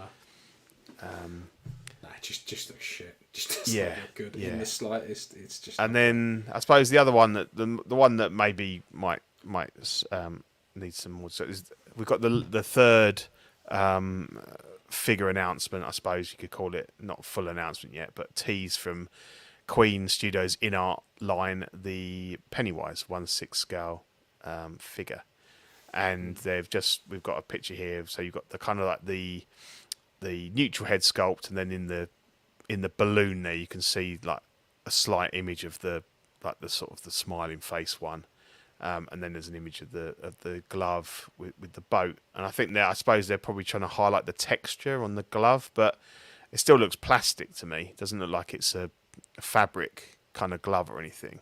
So I'm just interested what your view on this is. You know, because we obviously, the Joker was the first one, and I kind of get that because the DX11 was always this holy grail of the Joker figure from Hot Toys, and that came out 10, 11 years ago. So it's got, you know, time for a reshape on that. Gandalf, you had the original Asmus one, you had the Sideshow one years ago. The Crown one was only a year or so ago, so that's quite soon. But this one comes very much hot on the heels of the Hot Toys Pennywise, and I've got that figure. I picked that for a couple of £100, which I thought was a good price, and I did some weathering on it and everything. And I think it's a fantastic figure, and I'd probably still say that it's my figure release of the year so far. I can't fault it. You know, the sculpt's great, all the accessories, the outfit. As I say, it doesn't come particularly weathered, but you can sort that to your own liking. The base is really good, and you can put the second head in there and stuff like that. So, if you ask me what's the figure that I least think needs a upgrade, and definitely this soon, it's Pennywise. Yeah. And I mean, that tease picture, that's not even rooted hair on that. That's definitely not rooted hair. So that's a bit odd, because that clearly is like their biggest kind of selling point, and their justification for the kind of the uptick on the price is their rooting. So yeah, have you got any thoughts on this one? Well, because this was one that they showed as a silhouette, wasn't it? When they had like the 5 figures. Correct. Yeah. So they're working their way through that. But so there was silhouettes there that we were guessing was things that hadn't been out yet. Yeah. I just think, for me, okay, we've established Gandalf, we've established the Joker. We know, the Joker has been done to death 1,000 times. Yeah. Now, all right, their nearest competition was the Hot Toys version, which was quite old at that point. So I get that. I'm with you on that one.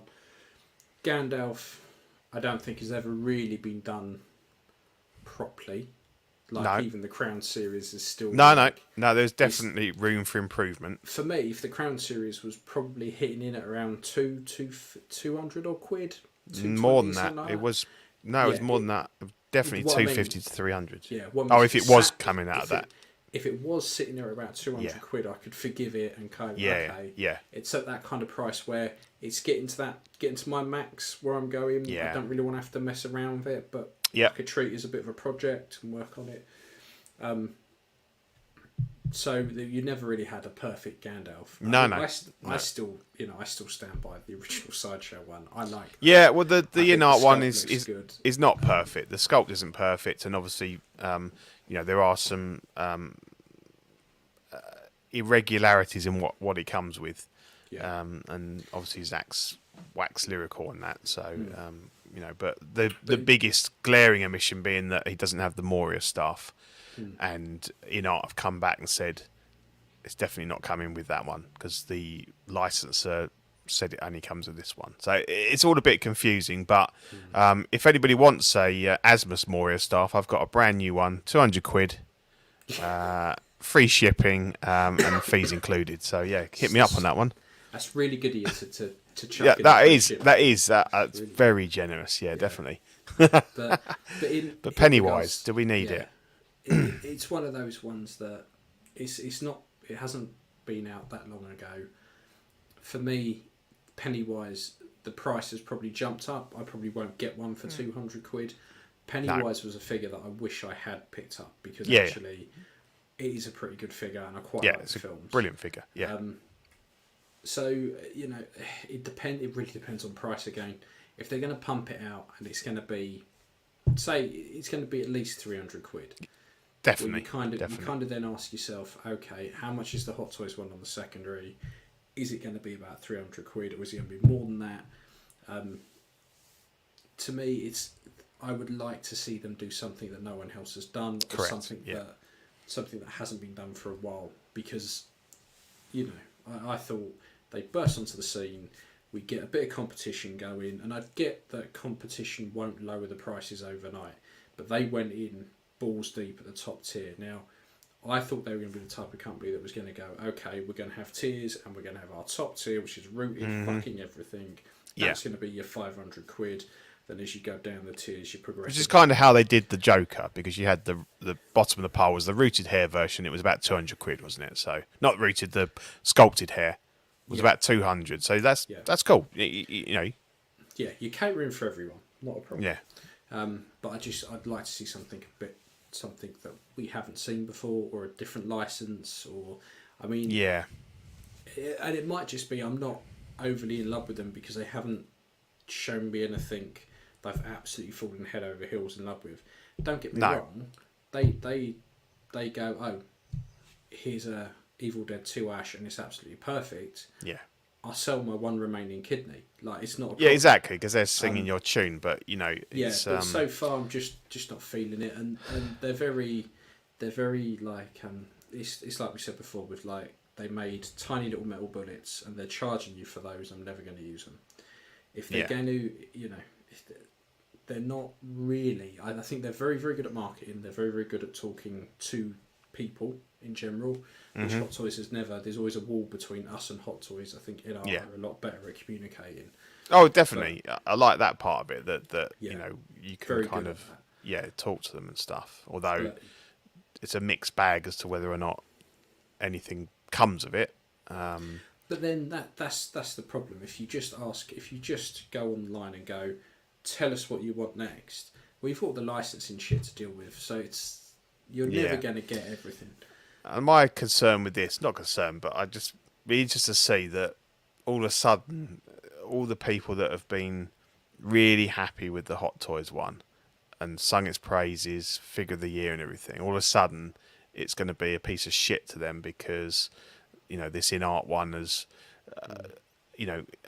I don't know, unless they go rooted hair, and that picture there definitely is not rooted hair, so I'm a bit confused about that again. Unless they're going to have two versions. Looking at the picture there, I think they've done what Hot Toys have done. They've painted it all white, and there's no greys in there. There's nothing to bring those cracks out. Or and you're going to get them suddenly saying, "Oh, actually, it's not that good. This one's brilliant." Or love you to bits, John, but John the Everyday Collector, he'll jump on this and use it as a way of saying how shit the Hot Toys one. And the Hot Toys one is brilliant, and I don't say that about a lot of figures, but out of the box it is fantastic. I did a light wash on it just to weather it, but that was my choice, and I did a little bit on the head just to bring out the cracks and stuff. But it's a brilliant figure, one of Hot Toys' best, and this could be slightly better, but I don't really want to hear people that suddenly saying the Hot Toys one is shit, because it's not.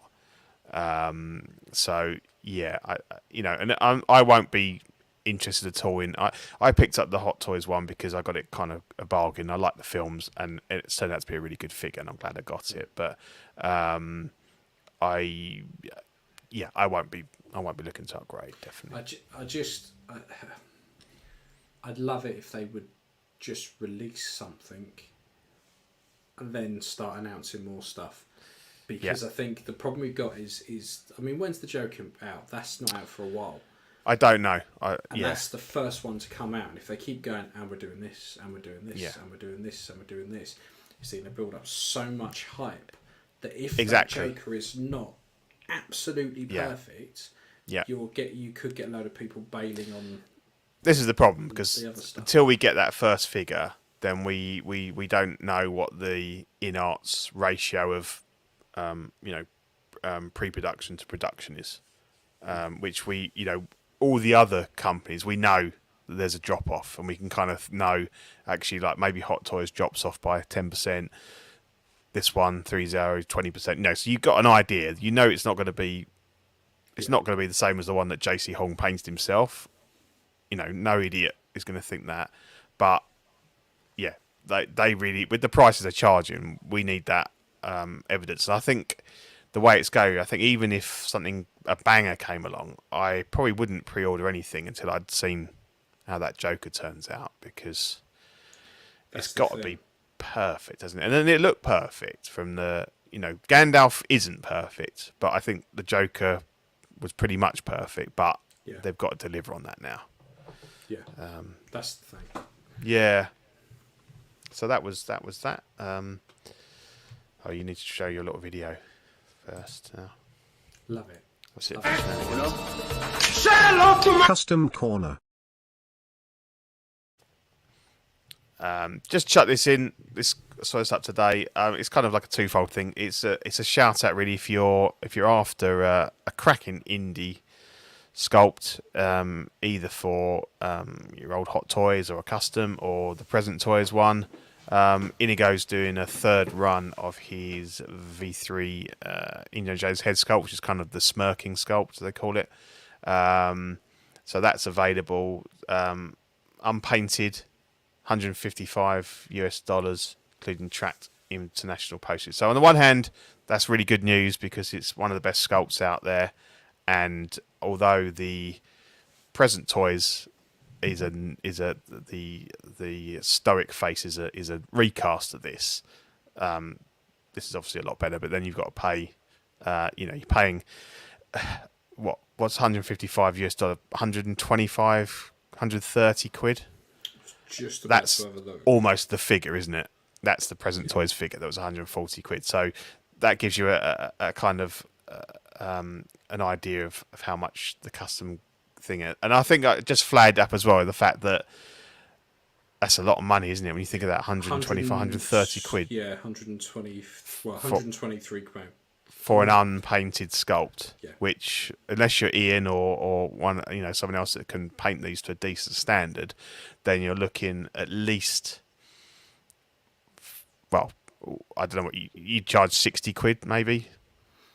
Normally for a 6 scale head, it's £50. Yeah, but you got the hat as well, which is why that's why Inigo would justify the extra price. So upwards of 50, 60 to hundreds, to get that painted. So, yeah, I mean, I have the advantage if I don't do it for a living. So yeah, exactly. So yeah, exactly.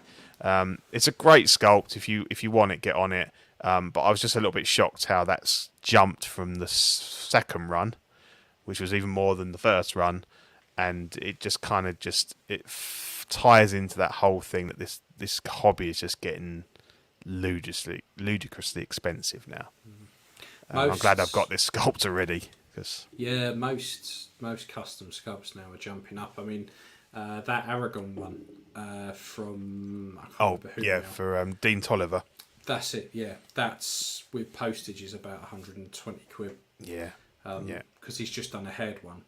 That's correct. Yeah, hair. Yeah, Doesn't look too bad.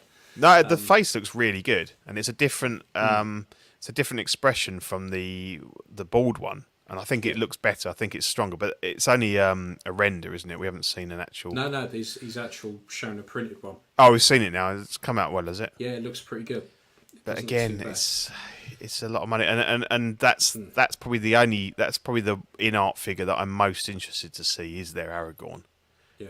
Because no one's quite nailed him yet. That one maybe looks the closest, the D Tolliver one, but it's just, and I get that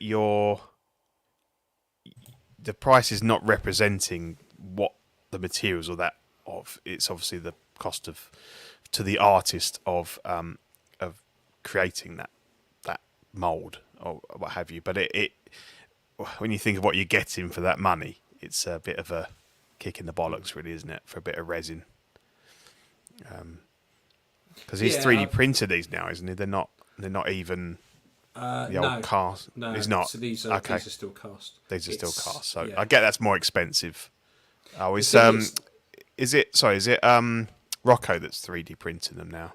Yes. So the last one. I knew one of them was 3D printed. The thing is, it used to be back in the day.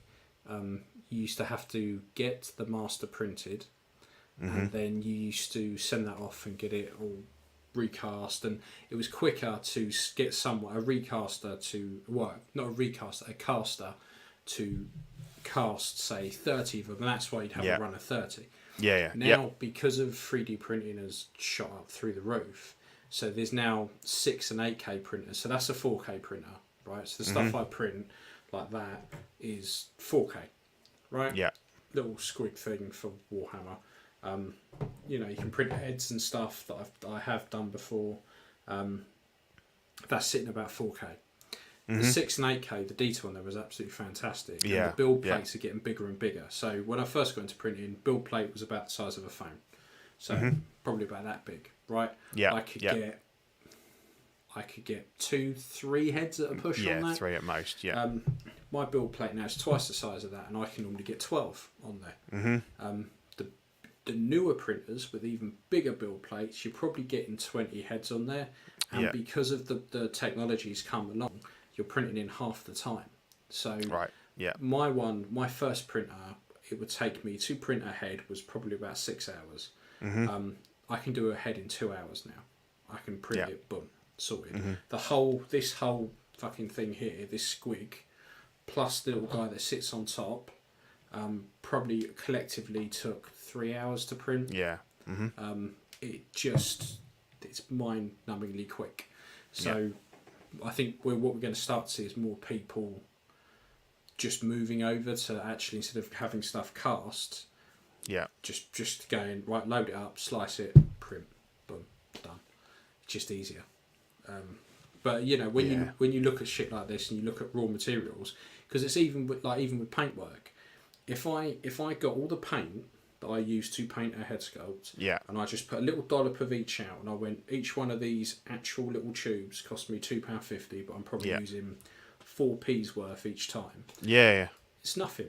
But if it takes me 6 to 8 hours to paint a head sculpt. You know, that's what you're paying for, is the time. Yeah, exactly. And you don't mind that, but these really, like, once they've done the work, and obviously this is like now the third run. There's been no edits to it. It's, you know, it's a no cost. You know, he has solicited some other ones, like a new one, but I didn't like that so much. But yeah, Mark says, wish I could paint like Ian. Just makes the $155 sculptures a $300 sculpt, and some to get it painted, then have to find a figure that matches the quality. Yeah, I mean, that is the thing. This is what we were saying. You know, this is what we said in the chat. Is that I'm very lucky that I've painted stuff most of my life, so I can turn my hand at it. But if you didn't have that particular skill set, and don't get me wrong, I'm not the best painter in the world. I can paint, but I'm nowhere near as good as other people. But it's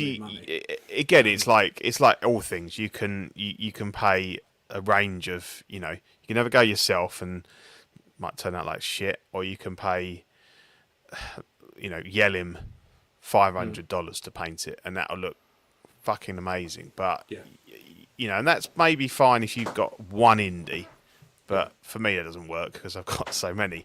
I always go to Mark, you know, I normally go to Mark Simpson, but obviously, you know, over the last 7-8 years his prices have had to go up and stuff like that. So whereas I used to send him like a whole box full, and he, you know, it's a lot more expensive now, and I have to kind of consider whether or not I want that sculpt that badly. And obviously, you know, all my indies are painted by Mark, so I'd send them to him, kind of thing.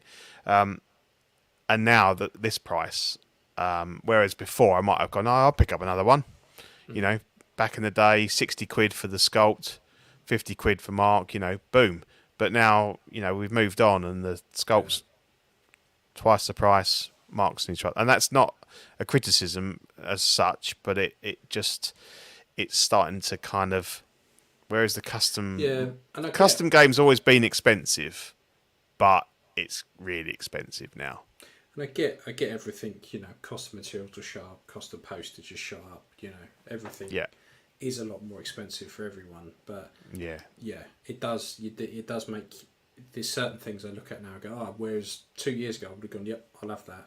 Yeah. Now you wouldn't think about it. Now you've really got to weigh stuff up and go, well, that's a So-So Toys trickster there. Yeah. Just there before you painted it. You know, what do you want more? What would give you more, you know, enjoyment, I suppose. That's the thing. Yeah. That's the thing. It's horses. So it's not a criticism of anybody at all. It's, you know, people are entitled to kind of make, you know, especially the people that are making a living off this sort of stuff. But it just, whereas I was all over the custom sculpt thing and all that now, I now look at the stuff and I wince. And it's a very rare occasion now that I'll pick up I mean, you got that Obi-Wan from Inigo recently, and that was a cracker. I mean, that was a. And the thing is, I don't see a lot of them. No, there's about 40 people on that run, and I've hardly ever seen another one. I actually saw one on the groups a few days ago, and I was quite surprised. I was like, okay, apart from your one, I think that's the first one I'd seen. Whether people have been waiting this long to get them painted, because that's the other problem as well. If you send it off to, you know, one of these Raimier or Yellow, you're looking at 2 years possibly now. before you get the thing back, and it's you I might have literally moved on. I got it in the post, and when everything I had to paint, I was like, "You go away, I'm painting." Yeah. You did that with your his stuff with is your a joy hand to as well, paint. didn't you, and stuff like that. You know, like his stuff is absolutely fantastic to paint. Yeah. It practically paints itself. And that Obi one is just it made. I can see another run of that coming. I think 100%. because you see the aged one he did a quick age of that, and that looked pretty good. Just changed the hair, and for a quick edit, that looked pretty good. Yeah, like he's by far one of my favourite. Him and Rock definitely are my two favourites. They're just they nail stuff. Yeah. So that's it for Custom Corner. I think now we're into the world of film and TV. We've got quite a lot to talk about this week. Yeah. So start us off with Maverick, because it's been years since I've actually seen Top Gun. Yeah.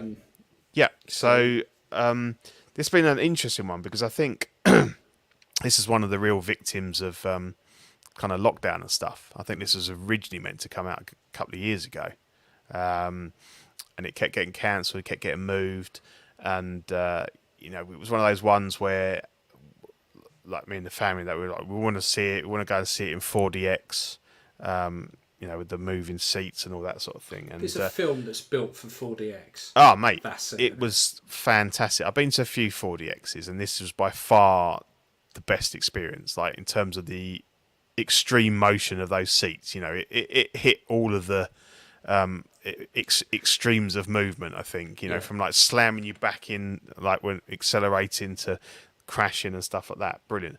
So we booked that up. Went and saw that on Sunday, and it's fantastic. Really good. I don't mind Top Gun, and obviously the time I was 11 when that came out, so that really kind of pushed the buttons for me. It was all like really testosterone and the planes and everything. So it was really it kind of scene gave Pete his first erection as well. It did. Really I strange stirrings, and I thought, what's this all about? Yeah. So for its time, it was very good. I came in at the right time, and so I enjoyed it. Watched it quite a lot, and you look back at it now, it's very, very 80s. It's a bit cheesy, but I think Super 80s. All of the flight scenes stand up. The stuff in the planes and all that stuff is brilliant, really good. And so this one is very much it works really well. I think as a film, it's better than it's a better film than Top Gun. Not a super overcomplicated plot, and to me it felt very much like a rehash of A New Hope, in that they've got to hit this mega secret nuclear base, and and the way they talk, it's almost like you expect Admiral Akbar or the beardy guy from A New Hope to say, the thermal exhaust port is ray shielded. It was very much like that. You've got to hit it with these, but it works. It's really good, and all the action scenes are fantastic. Obviously, well sort of publicised that Tom Cruise is flying those things himself, and it really puts you in. I mean, the other alternatives to watch it in IMAX, because a lot of it was filmed in IMAX, so that's obviously we wanted to go 4DX because we wanted that sort of experience, but I understand it's really good in IMAX as well, because you've got that massive screen. I really enjoyed it, and it was kind of like, it put a smile on my face. There's some good little head nods to Top Gun and stuff like that, and really good. Not one of these sort of just pandering to the, it wasn't a rehash of the original. I say it was more New Hope, but I kind of liked that, and definitely recommend that. And there's a little picture of me wearing my Top Gun t-shirt. I feel the need for speed. Outside the cutout with starring Cruey in Top Gun Maverick. There, I don't know what happened to the T and the S, but that's funny. Definitely recommend it. I haven't heard. I think everyone that's seen it's really enjoyed it. I've not heard anything bad about it, so really good. So do you want to talk to Kenobi? absolutely away. fucking love it. Yep. I absolutely love it. There's Yep. not much I don't like. I'm not a massive fan. So I don't agree with all the shit that old Moses has been getting. No. Like this is absolutely fucking uncalled for. Right. So it's just that usual Yeah. underlying same- racist. Yeah, it's the same old bullshit we get every time. Every time something new comes out. Yeah. It's just fucking uncalled for. Mm-hmm. I'm not the biggest fan of her character. Yeah. But that's because in the next 3 episodes they really need to explain why she's so fucking obsessed. Why she's got such beef with Obi-Wan. With Kenobi in particular. Yeah, exactly. She just seems to be all of the 7 sisters and brothers and all that. They're all arseholes, right? They're all former Jedi. Mm-hmm. They're all arseholes. She just seems to be going out of her way to piss everyone off. Yeah. So I want that explained, like why she has to go out and piss everyone off. Mm-hmm. But on the whole, I'm really enjoying it. I thought the last episode was fantastic. It was. Vader back. Yeah, definitely. There's a couple of little niggles I've got where, reading the comics and a lot of the stuff that's canon. That's up to this point has been canon. No one really knew that. The assumption was Anakin Skywalker died. Yeah. He's dead, and that wasn't Obi-Wan killing him. They thought he died at the attack on the temple. Right. Okay.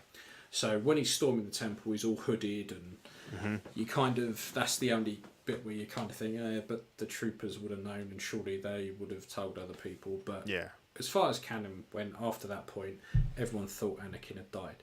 Mm-hmm. So how does she know that he was Anakin to tell Obi-Wan? That's the bit. So that's the only bit where I was a little bit like, okay, and kind of. And then there's also a book that was publicised as being canon. Where it went back to where Leia found out that she was actually adopted and she was Darth Vader's what's his face daughter. So it went back to for years she just thought she was an Organa, and that's how it went. So the fact that she knows very early on that she's not an Organa was a bit confusing. But but this book, to be fair, it's a book that came out probably about 5 or 6 years ago, and I've got no problem with them changing stuff. That's absolutely fine. Yeah. It just means that more stuff kind of gets pushed into that Legends bit. And then it makes you think, okay, anything that they then bring out after that point, how much attention am I actually going to bother paying to it, because they just change it in the next series. No, I agree. I think, technically the Vader stuff makes a bit of a mess of the scene with Obi-Wan and Vader on the Death Star, because he says, when we last met, I was the apprentice, and clearly he's much stronger than Kenobi, who's not used the Force in 10 years and not lit his lightsaber, and he's clearly struggling, So, but I don't really care, because I can live with that, and it's entertaining TV, and I don't mind that. That whole bit, you can explain that away very easily. Those bits don't bother me too much. Yeah. It's bits like certain characters apparently dying. Now, it's Star Wars. I don't think there's 2 options. So the guy, the Grand Inquisitor, which was supposedly meant to be the Grand Inquisitor from Rebels, gets stabbed. He looks like he's dead. If he is dead, then that's kind of fucked up with the Rebels storyline.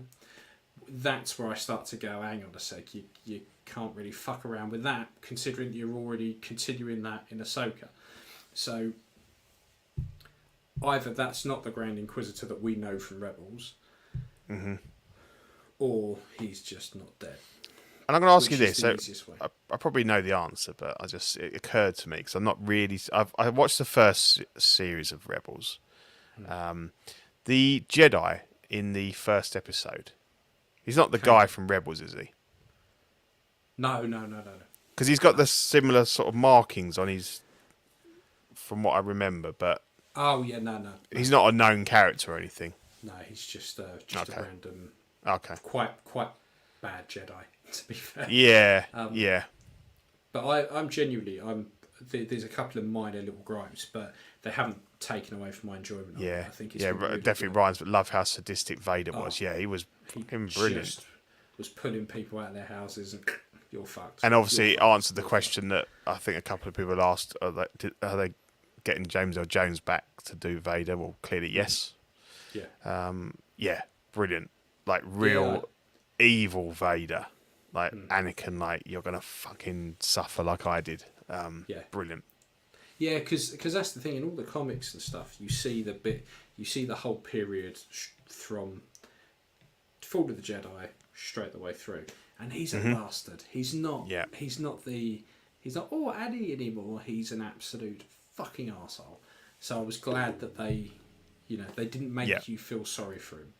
It was very much he's an arsehole. This is why the whole fucking galaxy's scared of him. And he's been doing that. He's had 10 years of like building up that hatred and everything and fucking everyone over. He's had 10 years from that point on Mustafa. That point from Mustafa, where he got his arms and legs cut off, from the point where we saw him now. Lost his dick. Yeah, lost his in a fire. Presumably, he's pissed off. He's had 10 years where he's not skipped a beat. He's got some robotic arms and legs, flashing new armour, but he has not stopped fighting that entire time.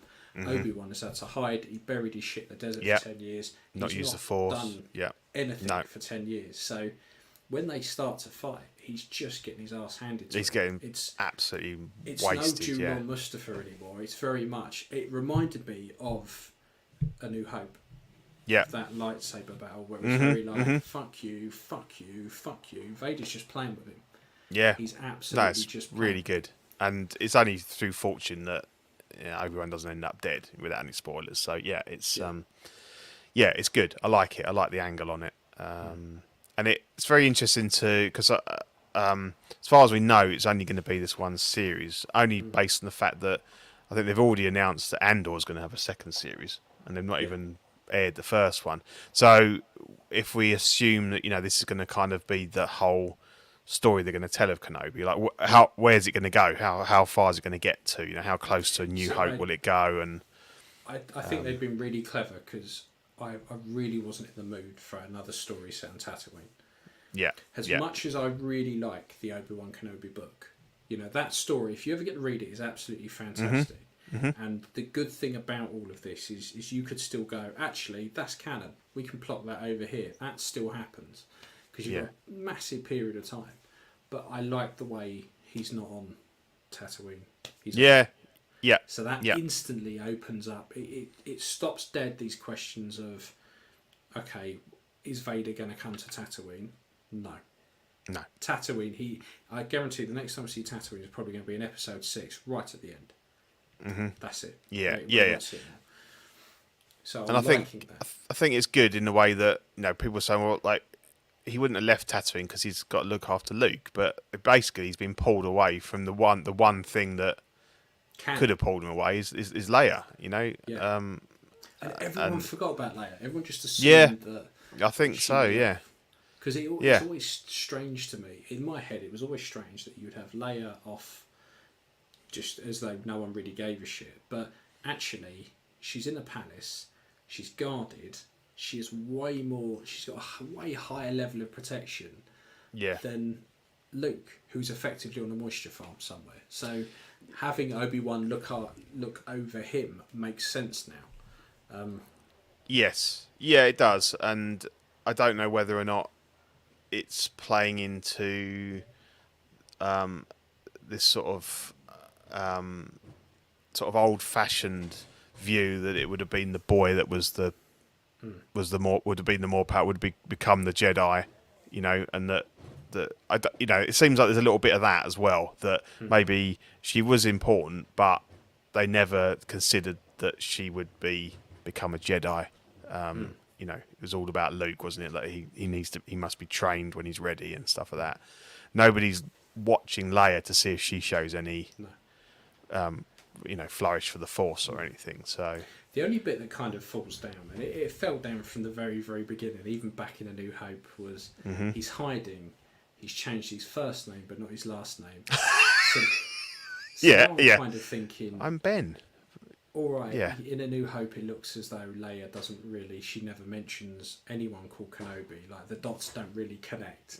But you just kind of think, surely you go, well, that time I was kidnapped, the first time I ever left my planet, I met someone called Ben Kenobi. Yeah. She's Is like, that Obi-Wan the Kenobi, same you fought with my father in the Clone Wars. Yeah, I don't Yeah. think we've met.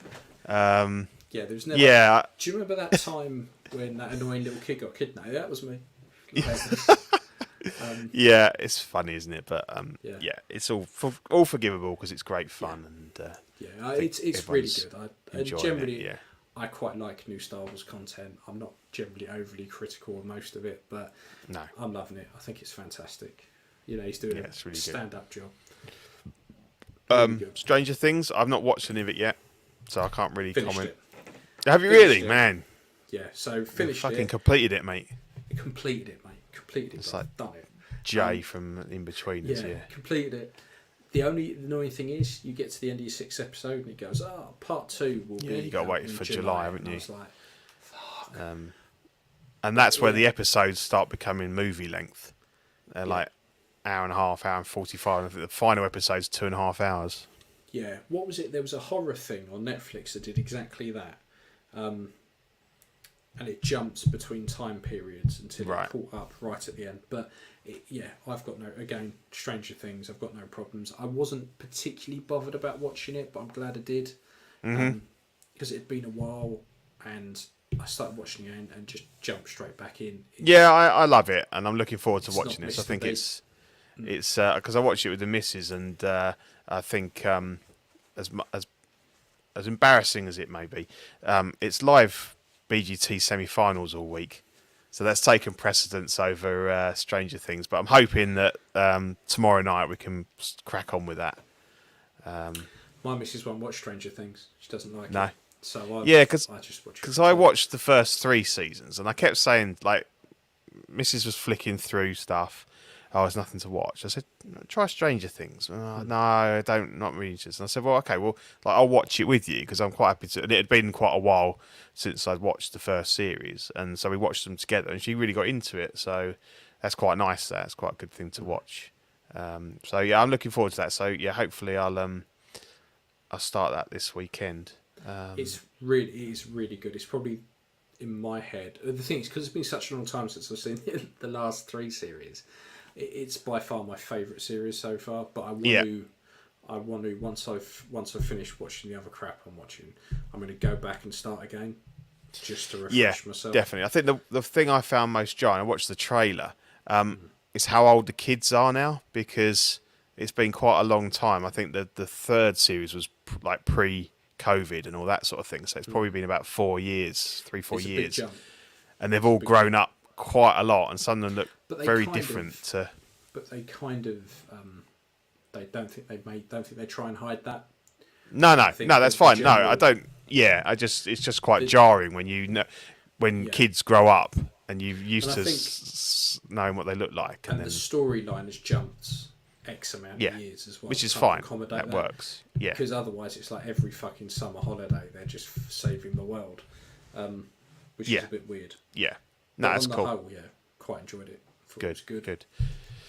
Yeah, and last but not least, on Saturday, so I had a really great weekend last weekend. I saw Maverick on the Sunday, and on the Saturday I'd been up to London to the Royal Albert Hall to see Lord of the Rings, Fellowship of the Ring in concert.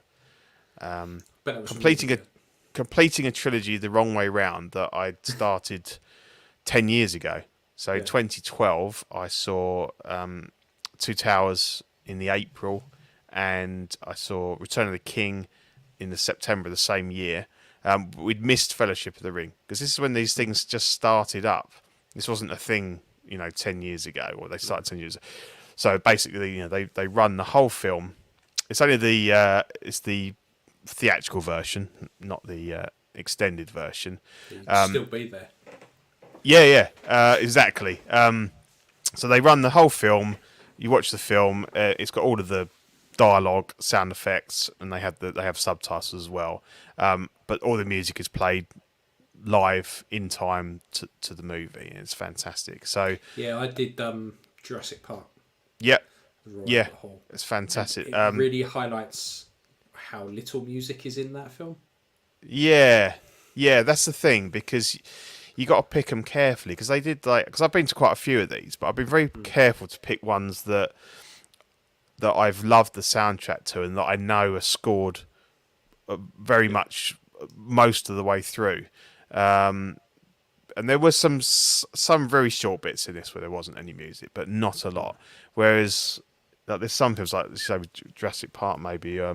Which one was it? The original Jurassic Park, or The original Jurassic Park. So Yeah. the first half of the film, you get the whole da, da, da, da, da, Yeah. da, da, da, da, and then you don't really get much else, because Yeah. actually, until the dinosaurs kick off, there isn't Yeah. really anything. No, and there's been some real strange ones like The Matrix, and that doesn't stand out to me as having any music that I can really remember and stuff like that. But I've been to see, music, isn't it? yeah. But so for me, it's the big hitters like Howard Shore, Lord of the Rings, Williams. So I've seen John Williams. I've seen Star Wars. They've done Superman and E.T. Hans Zimmer, Gladiator. James Horner, Titanic. You know, all those kind of epic ones. Yeah, so anyway, so we missed the Fellowship of the Ring the first time round, and it's taken 10 years to get to see. This was meant to have been 2 years ago, and it's obviously been moved twice since COVID. Yeah. So it was nice to finally kind of complete the experience. But it's funny because you know, obviously on the Ringcast we talk a lot about the theatrical versus the extended versions, and having watched the extended editions quite recently because I got my boy into it. It was a bit weird, a bit jarring watching this, knowing it was the theatrical version and waiting for scenes and going, oh, okay, because I've not watched the theatrical one for so long, you forget what's missing, and all of a sudden you go, oh, okay, that was, I expected to see that bit. I did the same with my boy. We went through and watched all Lord of the Rings and The Hobbit. Yeah. Well, we started with The Hobbit because he loved The Hobbit. Yeah, we did And The then we Hobbit, went yeah. through, then we did all Lord of the Rings. And now, before he goes to bed every night, I'm reading in The Hobbit. Oh, cool, And, yeah. But yeah, when I first got into Lord of the Rings, I hated it because I'd only seen the theatrical cuts, and it didn't really make sense why they were doing shit, and I just thought this is fucking nonsense. It was only when you went to us, watch the extended, they're way better, and I was thinking, but how if it's just gonna be more of what I don't like? But it just filled in. It fills all the gaps. Yeah, all the gaps that made it make sense. Yeah. So I mean, for the purpose of this, it didn't diminish the experience at all because you know the orchestra is fantastic and it's amazing. You know, an amazing achievement to score to play a 3-hour movie and not miss a beat.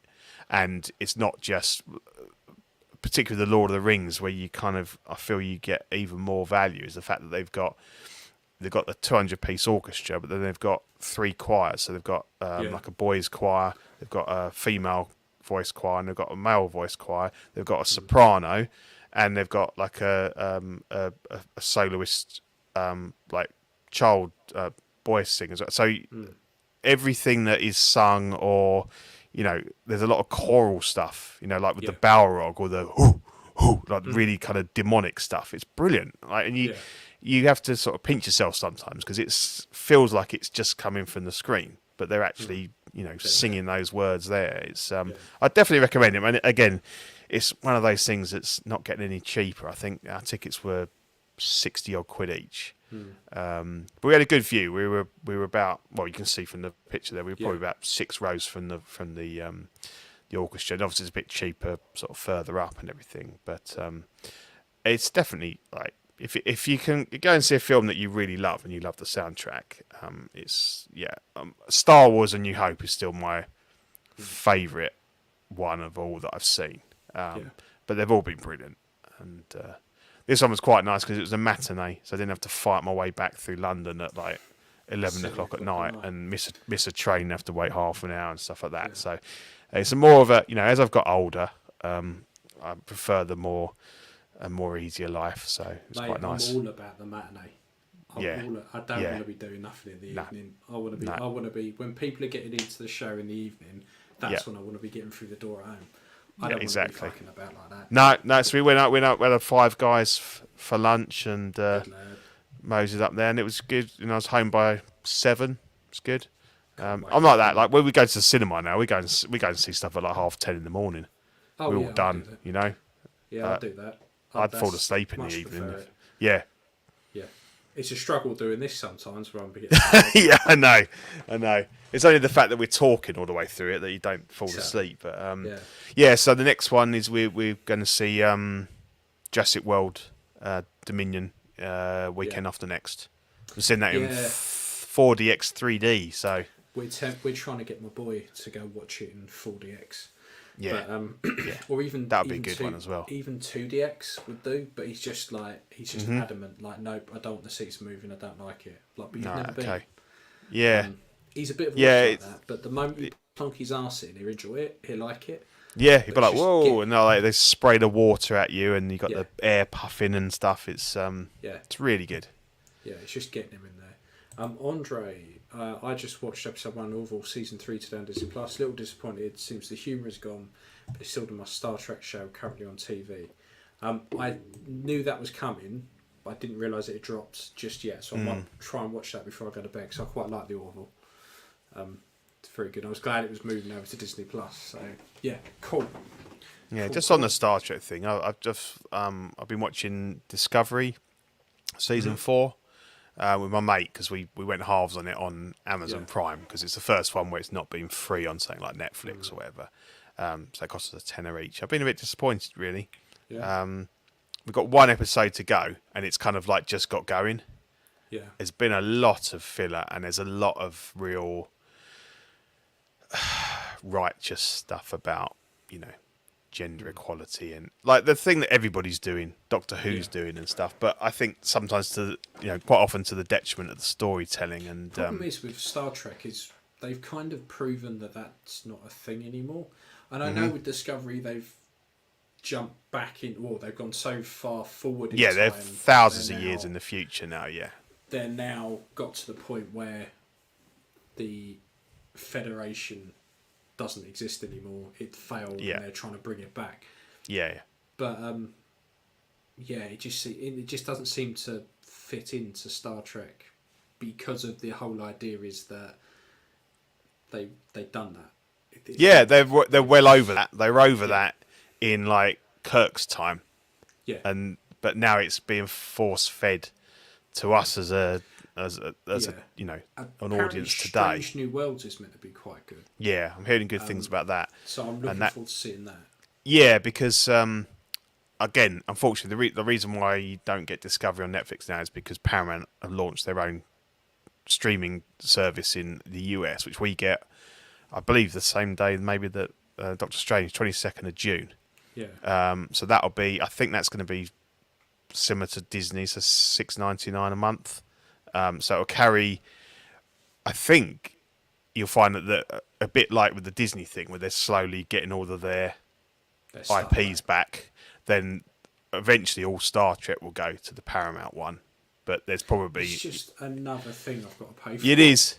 Yeah, I know, that's the thing. And obviously Netflix has still got a lot of the Star Trek, but as their licenses run out, then it'll go to Paramount. And obviously Paramount will be the debut platform for things like Top Gun and Mission Impossible and stuff when they go to streaming. But yeah, so anyway, so Strange New Worlds will be available either if you subscribe to that or apparently if you're a Sky Cinema customer, then you get it included in that. So my mate should be getting that because he's still one of the plonkers that pays for Sky. He should be getting it for free, so I'll watch it around his. But I mean, if the content's good, I suppose I'd consider another £6 a month. Yeah, I just have to knock down something else. Yeah, I know. And the thing is, if it's all split across all these different platforms, I'm never going to watch certain platforms. No. I mean, let's be honest, the only reason most people keep Amazon is because of Amazon Prime. Yeah, exactly. The content, until we get The Lord of the Rings in September, which obviously should, could be a game changer. The content's not been great on Amazon, and I just I jump in on it when I get a free week or I pay for a month for like £1. Yeah. Watch all the Picard and then don't go back to it, sort of thing. So only literally because of Prime. That's the only reason I really keep it. Yeah, exactly. You can almost see as long as you order, half a dozen items in the month, then the TV's kind of free, really. So, that's the way to look at it. Hopefully, I've heard really good things about it, and I'm looking forward to seeing Strange New Worlds. So, because they've recast Spock again, haven't they? It's not the same guy that was playing him in Discovery. No, it's a different one again. So, which I'm not quite sure why, but see how it goes. Yeah, so some good stuff out at the moment. Yeah. It's been good. Yeah, so take it away, Mr. P. Yeah. So it's that time of the show where we will give a shout out to the wonderful, beautiful Patreon members. We have Sean Fear in CB, Renan Mendez, Eric Mariscal, Quinn Aguirre, King Louis, Mark Pearson, Paul Schreiber, James Colley Equan, Chris Van Serena, Ben Thomas, Chris Leddy, David Jones, Sam Gist, Daminator, Joel Brader, Danny Lee, Dini Martin, Stephen Crett, Big Fern, King Zach, Caesar American, Mark Phillips, Lisa Martin Bomonsky, Rick De Gregorio, John the Everyday Collector, Ricardo Valdez, Jose CZ, Erwin Asusina, The Illustrious Rainer, Aled Morgan, Tukathri, Wah, Derek Bezinski, Collis Savija, Matt Clevenger, Seth Tucker, CC3PO, Scott Smith, Don Maton, Jimmy Jones, Stephen Purchase, Sean Yahtzee, Scott Bradley, Stephen Rhea Stanley, Eddie Manzanares, Louis Bennett, Chip Perrin, Jimmy Hernandez, Gigi the Judgmental, and Brenton Palmer. Thank you very much for your continued support, and just love you all. Thank you. If you'd like to join the Patreon, we've got 3 tiers. We've got Sweet Angel tier, which is $5 a month. There's a sticker sent straight to your door, as well as access to Ox After Dark replay. Certified Crispy is $15 per month. Includes official Certified Crispy certificate on first pledge. Systems figure fixes by Zach, or if you're UK based, you can always hit me or Ian up. And obviously the benefits of the previous tier. Oh, somebody needs blocking there. I'll leave that with you, mate. The $25 What a Guy top tier. Folks in this tier get a What a Guy exclusive Pog Deluxe set on first page. So that's 6 CW themed Pogs in on a card, not punched. And all the benefits previous tiers, international postage above £5 will be charged. $5 will be charged. Cost folks. Yeah, so you get doubles of all the stickers, so you can send them to your friends and family. Saves you having to buy them a birthday gift.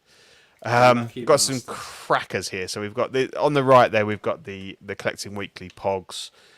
So you get if they're in the What a Guy tier, you get all 6, and they're unpunched. Well, they're punched, but they're all on a card.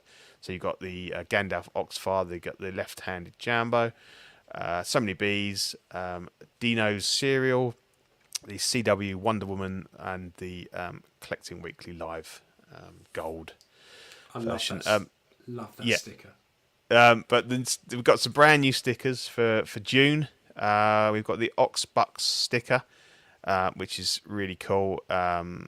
That's one that Zach's been after for a while. Not so cool little Easter eggs and stuff on that one. And yeah, basically the best sticker we've had so far is the Rainer sandal sticker, the Air Jesus 5000s, in honour of our dear friend Rainer, and he had the Collecting Rarities show for a little while. That's not running anymore, but he deserved. He lives in these. He's got feet the size of boats. I think he finds it very hard to find shoes that fit him, so he lives in these sandals so that his giant toes can hang out over the edge. And it's been immortalised in this fantastic sticker. So these are the ones you'll get for June if you sign up, or if you're already a member. So yeah, some cool stuff there. The guy's a legend. He literally, like, I know we joke John's got like a warehouse full of shit, but honestly, you just go, I'm after one of these, and bam, he's there. He's with it. He's got it. Oh, they're back again. Satisfy your wishes online. If only. An error occurred. Try refreshing the page.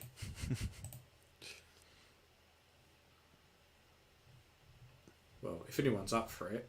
Yeah, I mean, just if you go for it. But YouTube channel members, we've got Mojo Z78, Absolute Irwin, Test Just One, DK Avenger 702, OMFG Rick, Emox Long, S Beam, Andrews IB, Daminator, Sam Gist, OG Fan, Penreekers, Mark Pearson, Ben Thomas, Justin Arras, Paul Schreiber, Andrew Giro, CC3PO, Lima Hernandez, and Carlito. Thank you there. So that's another way you can support us. So if you're already a Patreon, you can sign up for 99 cents a month, and you get loyalty badges, emojis, and obviously shout out on the show.